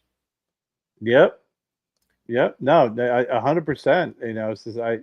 I ask them, even White, same thing. It's like, hey, I always see you on your phone. However, you seem to not be on your phone when I'm contacting you. So there seems to be an issue here, and I really would like to. I'd like for you to honestly try and explain to me what that issue is, because what I'm seeing is not cool. You ever get I didn't see your message, didn't you? You now? Really? I know you got an Android, so I know that notification's at the top. Yeah. I know it's at the top. So I see you always on your phone giggling as you're typing away feverishly, even as we're playing video games in between races. Yet whenever I text you, it's like, dude, oh, hey Joe, I tried calling you. My ringer must have been off. Really? Yeah. Really? So how do you know when everyone else contacts you? I don't know. Add it on whatever that is. You can see when the user has it on. Let's see the little moon. That they're off whatever. I'm like, Wyatt, I know you're. Come on, man. Come on, bro. Yeah. Give me a little break here. Yeah. Cut me some slack. I'm not. I'm old, not dumb. I've been using phones since before you were born. Yeah. You keep forgetting something. I understand that this is the generation of technology and everything, but we've seen technology evolve from a rotary phone, all the way to what we're using now. So, like you said, we're well aware of. I spent up until God Almighty. When did like the 90s, right? 95 is when really the Motorola's flips came out. And really about 94, 95. Yeah, I was still using the bag phone. The flip phones came out a little bit later than that. I thought, because I knew I had a bag phone around 95 for work. They were still, bag phones were still operational until they got rid of I forget what that protocol was, but it was like 2018, 2019 that that those, you know, oh, Jessica didn't get a cell phone till she was 25. I got one when I was like 17. But yeah, those bag phones were still until they just discontinued that, you know, that bandwidth, whatever that is. So I mean, it wasn't that long ago. The Motorola StarTAC came out in January of 1996. Okay. So yeah, so it was right around 95. I was still using the bag phone for work, and then, you know, like you said, so, you know, we've seen that evolution. So you figure 95, 96, I was 25, 26.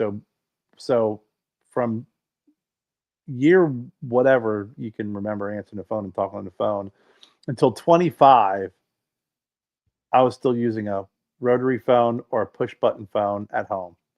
And if Yeah, you were do you see advanced, you had a freaking a cordless. Yeah, do you see which they tried to make a comeback a few years ago and it didn't succeed, but the company's trying to make a comeback. So it's like the handset of the rotary phone, Mm-hmm. you know, like that. It's Bluetooth now, so you can keep it on your desk. So when someone calls you, Oh, really? You pick it up and then you just hold it up and you talk, and it's Bluetooth. I remember they had the pluggy ones that you could plug into your phone. You know. Yeah, they had the plug. Yeah, I remember those. I had one. Yeah, this one.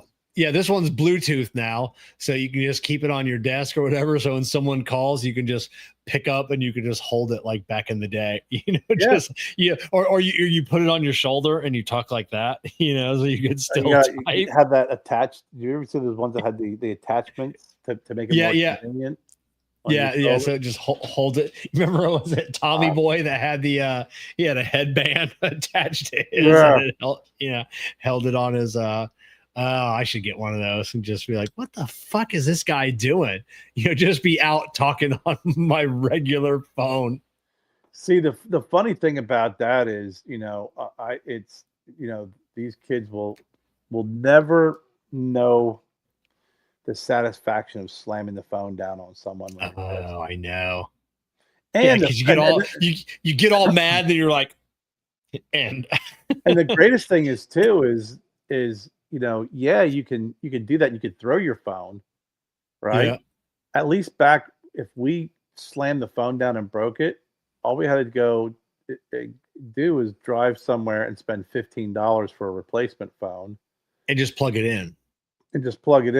Now, I remember back when we were growing up, I believe the first phones actually you got from the phone company, the big freaking, those big, heavy freaking rotary phones that would sit there. You had to get them from the phone company. You could kill somebody with those phones. They were heavy. But then, you know, when you got into more of the wall phones and shit, if you slammed it or broke it, all right, man, $10, you know, $15. Or if you had the real long cord where you can like talk 5 rooms away. Now, if you throw your phone and you break it, you know, if you don't have insurance, you know, you got to get it replaced and you got to download everything. It's a couple $100, man. That's like, listen, I not only had the satisfaction of slamming the phone down when I was pissed off at somebody, which you'll never experience, but if I broke the phone, I could go replace it for $15. Yeah, you remember just carrying your rotary phone around, like you picked up the back, so you big handle had the built-in handle in the back. Yeah, the built-in handle. So you were carrying that around because you had a 20-foot cord, and then so you could walk around your house. You still had to hold it up, and then in your other hand, so you go into the kitchen, you set it down, and then you could do something, or you set it. And which phone was which cord was the longest? Which cord was long for you? Was it the one that was on the receiver, or was it the one that was plugged into the freaking jack? Because that depends, like you said, that would depend on if you carried that phone around. And then if you were a kid and someone called and the phone was wall mounted, you hope you had like a 30-foot cord so you could take it around the corner, and then hopefully it was near your bedroom so you could put it underneath the door and then you could talk and the phone was 25 feet away from you. My dad was always the one that would grab the phone line and yank it. You know, it was like a fishing line. Yeah. You know, if he yelled and you ignored him, he'd just grab that fucking line and yank it. So the phone just ripped out of your hand. You know, or if you were holding it tight, the freaking thing would plug out of it. Then you're on. You know, then you're screwed. Joe will never understand. What's his girlfriend's name? Gabby, something like that. Abby. Joe will never understand being able to call Abby and then having to talk to her dad or mom first. That's It's like, I- hey, is Abby there? She is. What would you like to talk about, Joe? Yeah. Well, I'd like to talk to her about school tomorrow. And well, Joe, how are you? How are you doing in school? So you'd have to have a 2-minute conversation with Abby's parents, or mom or dad, before Abby got the They don't phone. understand. And Abby was standing 5 feet away from their parents. Is that Joe? Is that Joe? Sounds great. Just give me the phone. Just give me the phone. Give me the phone. And they're Mhm. like, your parents are like, hold on. Like, see what this boy's intentions are with talking to you this evening. So Well, it was the whole social environment of not having that immediate gratification and communication. I've preached about this before, and I don't care. I'll do it again because you bring up a very good point. They'll never know that. That's how the parents always kind of knew who you were hanging out with or who you were going to date. yeah. Because you had to pick up the phone. Hi, man. Please speak to Jennifer. Yeah. Yes, who's calling? This is Carrie. Hey, Carrie. How you? Like you said, same thing. Conversation. How you doing? I- Who are you? What's going on? Or the missed call. Hey, how you doing? Yeah, can I please speak with Jennifer? No, she's not there. Okay, can I leave a message for her, please? Can you let her know that Carrie called? Yeah, here's my number. And then someone forgets to give Jennifer the freaking call, the number, and then you don't get a call back.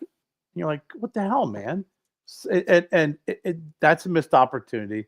The other thing is, everybody knows what you're doing 24/7, and if you don't respond right away, it's like, what are you doing? What's wrong? Are you okay? And I'm like, imagine waking up in the morning and just walking downstairs and eating breakfast, getting ready for school, and knowing that your buddy's going to pick you up at quarter of, and you're sitting there waiting. They pull up at 10 of or 5 of because they're running late. You jump in the car. You're like, what the fuck, dude? So you're racing off to freaking school. You get to school. You're like, okay, man, I'll talk to you in 5th period. And then Yeah. you never see them again until hours later. You don't know what they're doing. You don't text. You don't call. You see the girl in the hallway. And you're like, hey, Nicole, what's going on? Hey, listen, dude. Okay, listen, I'll call you tonight. Okay, great. And then you're done with school. You get in your car. Your buddy drives you home. You talk. Yeah, I'm gonna call Nicole tonight, man. We had a really good conversation today. I don't know. It's pretty cool. You get home. You have to do your homework. You eat, and then you're allowed. If you depends on how strict your parents were. It was like, okay, now you can get on the phone. You can't call after a certain time, and then you call, and then you get Nicole's not in right now. Okay, you leave a message, and then you go to school the next day, and Nicole's not at school. It's like you can go days without talking to somebody. Oh yeah, call up like, hey, is Jessica there? Jessica didn't do her homework, and she's grounded from the phone for 2 days, and so you just have to talk to her at school tomorrow. I'm like, oh okay, and then like people knew your business. Jessica got in trouble today, so she won't be speaking on the phone. Tell Jessica you got to use her name as an example, because if you use any other name after the show, it's gonna be like, okay, who's Sarah? Who the fuck's Sarah, Kevin? Yeah. Who you passing notes to Sarah in class in 5th grade? That's it. So now other people knew your business. Next day at school, hey, what'd you get in trouble for? Oh, my stupid dad. Whatever. Just like at some point you're like, you know what? Her parents are a pain in the ass. If I date her, it's going to be I can't do this. Jessica's really sweet and all, but I don't want to have to deal with this shit, because every time she does do her homework, she's going to be grounded. I got to talk to dad every time. Yeah, I know. I don't want small talk, but that was the reality, right? That was reality back then. That's where, all my friends, I mean, we played sports and stuff, which parents would go to the sporting events and see each other and hang out. But that was the thing. My parents, I knew all my friends' parents. They knew my parents because you had a call. If you showed up at home, you showed up at the house, pick someone up, you just didn't text and go, hey, I'm outside. Okay, I'll be right out. I need a few minutes. No. Proper procedures for them to come up to the door, knock. Oh, you let someone come pick up my little girl out. No, and even my friends, friends. Oh, yeah. My buddy Matt would come to the house. It was like, if he'd knock on the door, because he wasn't texting me, let me know he's outside. I'm not texting him to tell him about 5 minutes. I'm still, brushing my teeth or freaking taking a shower or whatever, or I'm running behind. So he'd come at the door, knock on the door, they let him in, hang out with your parents. So that happened. That was very common. It's like most of Joe's friends, even Wyatt's friends, I don't know their parents. Like I know Joe's close friends from high school because he's been friends with them since our grade school. So we went to events together, we invited, did things together. So two of his really close friends, I'm friends with their dad, with their dads, and every year, this is the first year we do, but every year we go to the one dad's lake house and hang out for an extended weekend. Super nice guys, but other than that, it's like I didn't know any of his parents. Yeah, I remember going over to a friend's house, on a Saturday or a Sunday or after school or something, and usually it's always the mom. Dads didn't give a fuck, but the mom's be like, "Does your parents know you're here? Is it okay?" Like, yeah, they know. And then you'd be watching TV or cartoons or something, then you'd hear the mom, "Hey, just want to let you know Kevin's over here, watching cartoons with, Carrie, is that okay?" And then sometimes it'd be like, "Hey, Kevin, your mom says you were supposed to be home, right after school, so you have to go. Get out of here." Yeah, get out of here. Or if it was like on a Saturday or something, mom be like, "Hey, make sure you call sometime during the day because kick you out at 7 a.m. and then you'd go find a payphone if you were out and about, or if you're at a friend's house, you're like, "Oh, hold on, I gotta go call." Can I call my mom? Yeah. I gotta call my mom and let her know what's going on. Then you call and it was busy. Oh, no one knows the freaking the dreaded busy signal. That was the worst. And I mean, then they would kind of got away with the call waiting. The call wait. This is why I still love watching Seinfeld, because Seinfeld, that was before cell phones. Oh yeah. So there's a lot of that whole like people trying to understand people trying to understand, like when Jerry got a phone that had 2 lines. Yeah. What's that noise? It's very windy. I don't. Yeah, something got really kind of like. Oh, I don't know. I turned it. I hit mute and then I hit unmute. So All right, that's better. Yeah, that's better. Okay. Yeah, but he had the line 1, line 2, and then he Yeah. didn't realize they weren't crossing over, and the person on line 2 can hear what he was saying on line 1 to the other person. Because I remember those phones. That's when he came up the line 1, line 2. Yeah. After the freaking the hold on for a second, click click, hello. So yeah, it was a different time, but I think it allowed people to interact. It definitely allowed people to interact more, each other a little bit better. Oh yeah, without a doubt. It was just a it was a simpler time, Carrie. A simpler time back then. Simpler time, and there was always either you were the one or you had a friend or multiple friends who had a manual transmission. So Yeah. you know how to drive stick, or you learn how to drive stick, or when you wanted to sneak out of the house and you push the car out and then freaking coasted down the freaking street and kick, you clutch started it. There was always different ways of sneaking out. Now if you have a Prius, you can just sneak out, no one will hear it. Yeah. Back then you had to work for it. Oh yeah.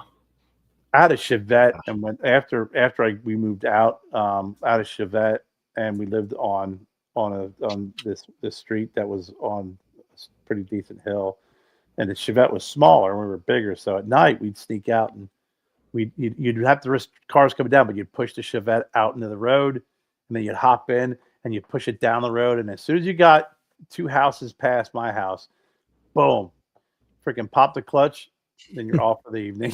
And then when you come in at night, you come in super fast, kill the freaking switch, and just coast into the driveway, into the parking spot. Or if you're like Jessica, you used to hop the trains and just take them into the city. Was she You a know, hobo? like a hobo. That's Like what a they used to hobo? do. Like a hobo, just hop the trains and get a free ride. No And shit.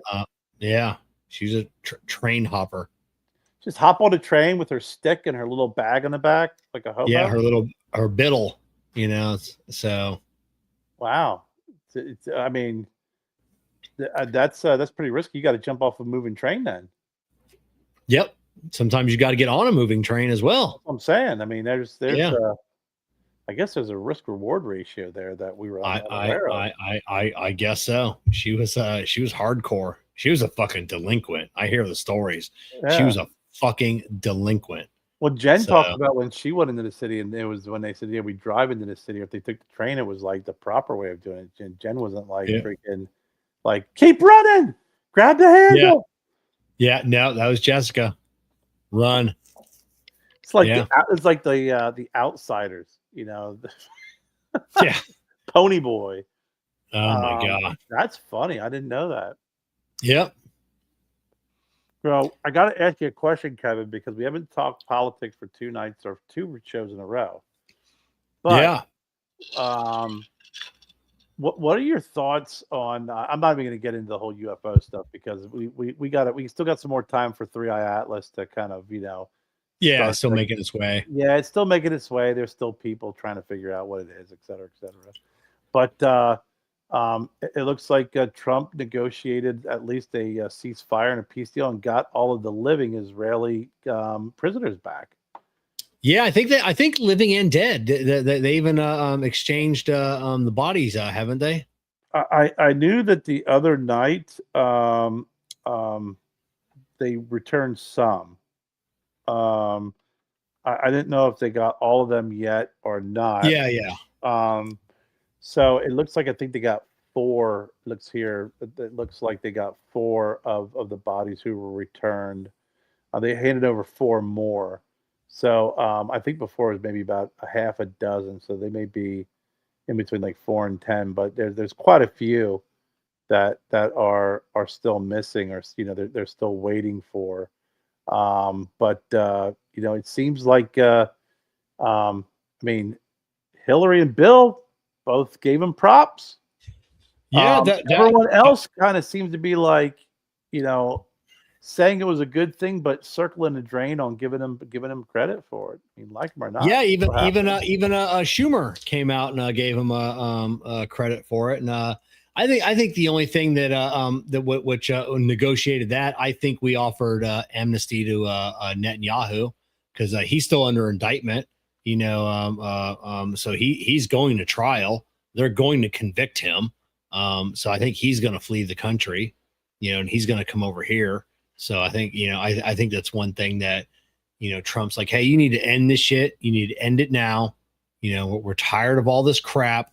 And then once you get convicted, we're going to offer you amnesty here. And that because Netanyahu's not going to prison. He's not going to do that. He'll bounce and he'll leave. And he went to school here. So he's, as American as anything else. So I think that's the game plan there. So Netanyahu's gonna live out his life here in America. He's not gonna go to an Israeli prison. And then Putin's next. I think we see that Putin's winning. That war is all but wrapped up. Ukraine can't keep going on. Mm-hmm. They're gonna give up. They're gonna give up land. Well, it's Putin wants Kyiv. I don't think he's gonna get it. They're going to negotiate something to where, Ukraine's not going to be admitted into the United Nations, but they're going to be, basically, admitted into like the EU, kind of like the way Australia is or New Zealand. And going to be like, hey, we recognize Ukraine as a country because I got friends that are diehard, they're born and raised in Russia. And they still do not recognize Ukraine as a free and independent country. Mm-hmm. Ukraine is part of Russia. Crimea is part of Russia. So I think they're gonna, Putin's gonna win that war. So that's gonna be next. I don't know if we're gonna see that before the end of the year, but I'm thinking we're gonna see that one done next. It's getting closer and closer. And to your point, I mean, there's you get to a point where you can't unring that bell. So he's definitely going to get some land out of it. It's just a matter of how much is going to be, how much yeah. is going to be given up with the agreement. And I think there's going to have to be some sweetening of the deal in order for that to occur. That'll be kind of interesting. Yeah, behind closed doors. Yeah, and I don't know if that's a good thing or not. Like same with the Israeli Palestine thing. I don't know enough. I know enough to get me in trouble, knowledge wise. I don't know the history of that. Same with the Russians and Ukrainians. If you listen to it, Putin wanted this to end a long time ago, but the military really wants, they really want Kyiv. They want to take that back, so I don't know. I think Putin wants this thing to end just as fast as everyone else. And then that puts China next on the hot seat because now, we've negotiated these deals, Pakistan, Afghanistan, Israel, Palestine. We can get Ukraine and Russia to play along. We've done a lot of good in sub-Saharan Africa. With some of these, warlords, we've got peace over there, somewhat. So China's really they're kind of sweating it now. Yeah, I mean, I know we talked about it before. If you want to know the Palestinian and Israelis hatred for one another and battling for that land, et cetera, et cetera. I mean, it's biblical, man. It's not a couple hundred years old. It's biblical. Yeah, it truly is. And it's when you have that type of animosity, if you will, to put a light term on a rather volatile situation, it's something that just can't be kind of remedied overnight, at all. And it's at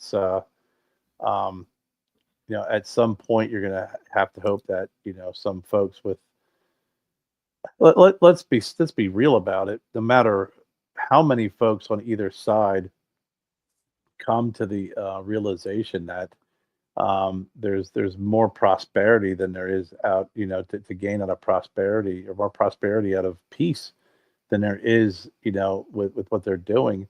There's still going to be those folks that are really zealots and are going to stick to their guns and are going to cause problems forever.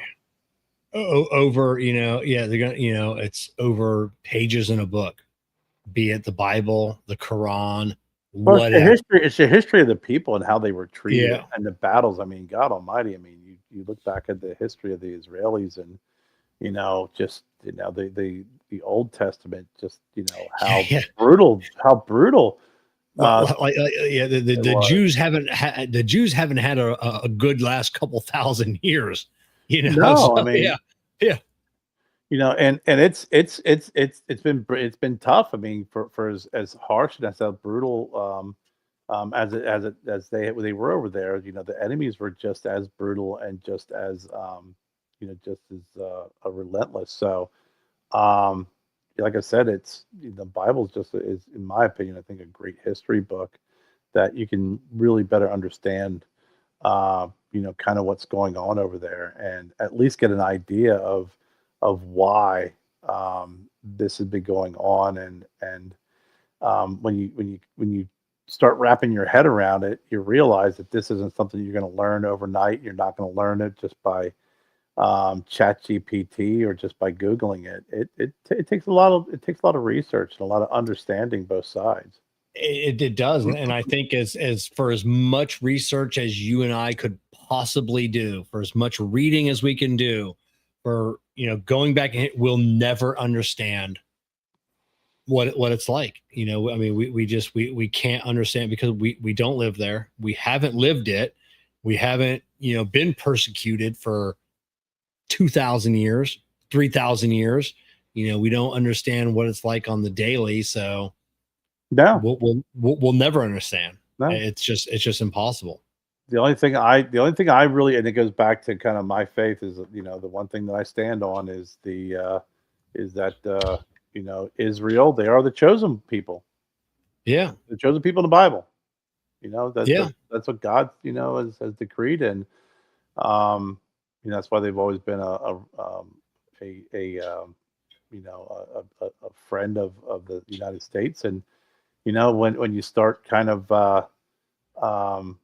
going against the Israelis and the Jewish nation, it doesn't really seem to kind of work out very well. So No, I mean, and it's the same, like which I'll never understand, and even as much as the Irish, the Catholic versus Protestant thing, I'll never understand that.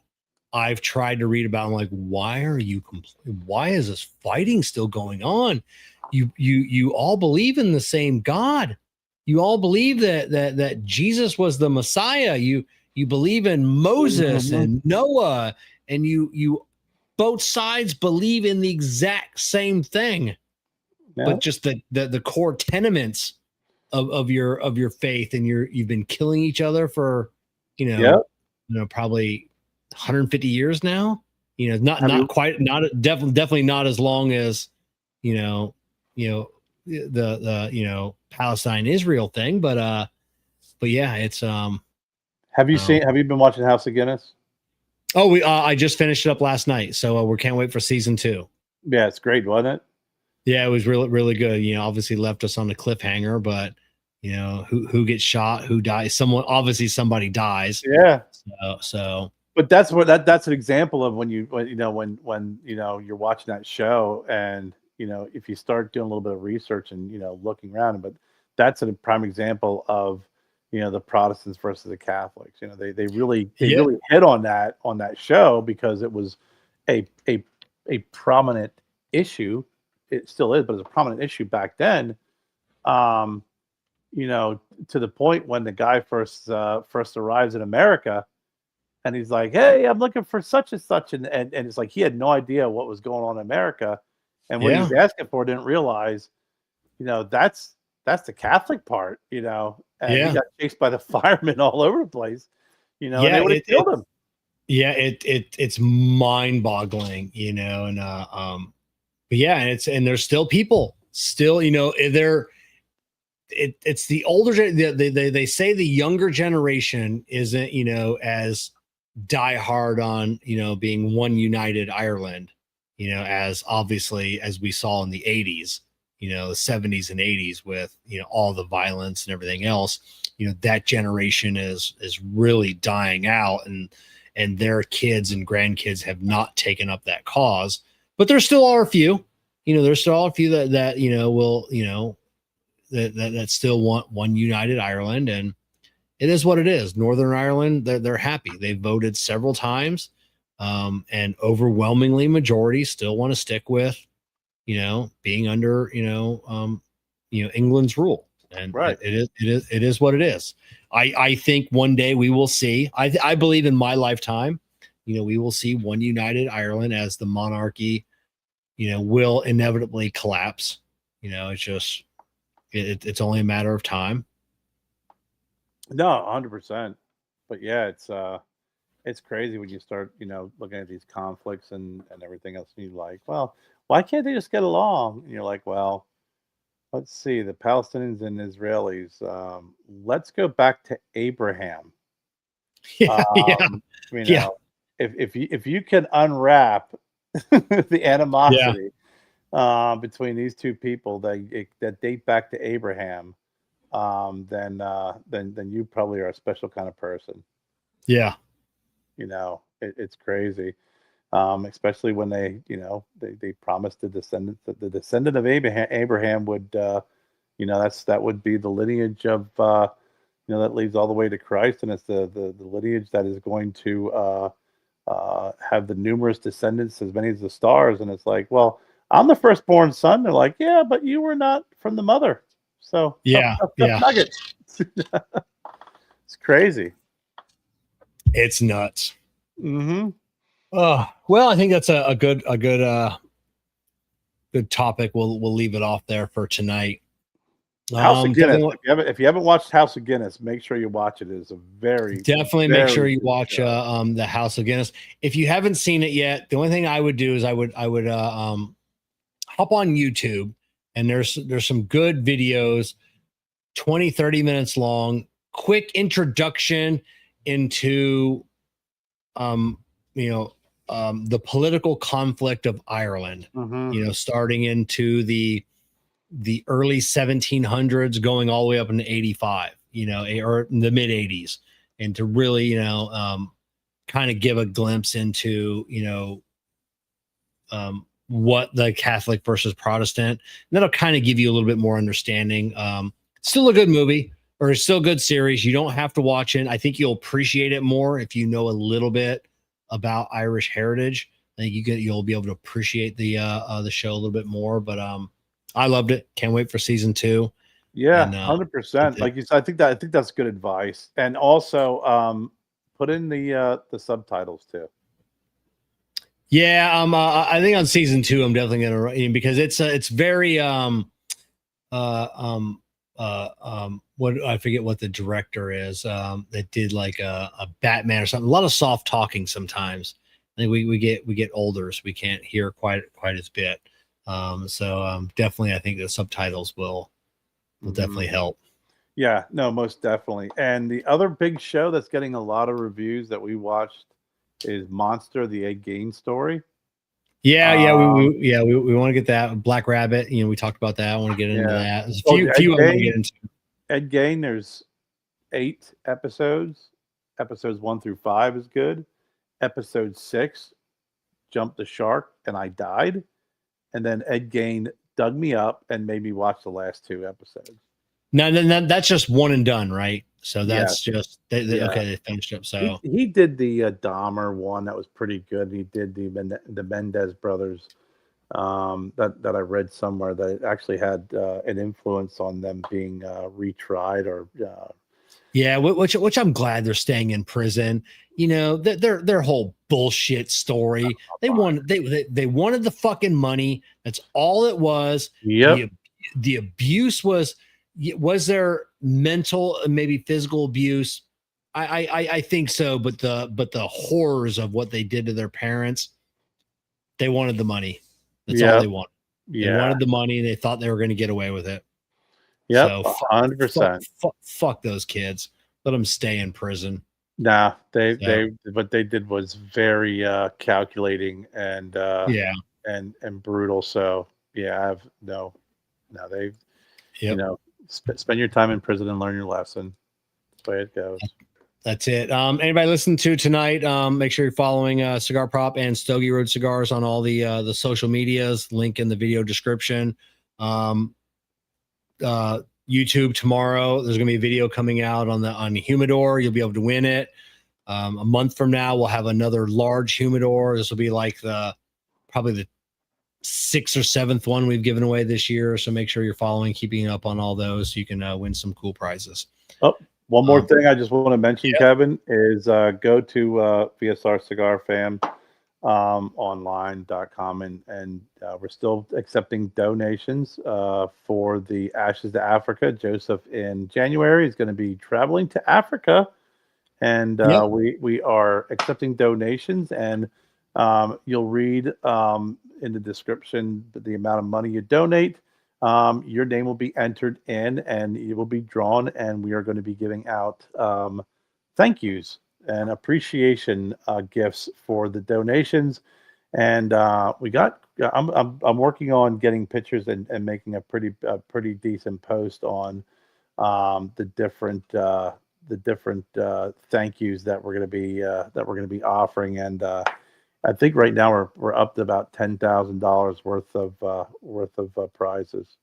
Yeah, you can also, if you're watching this on Facebook, just search the Facebook search bar for Ashes to Africa. It's an event on Facebook.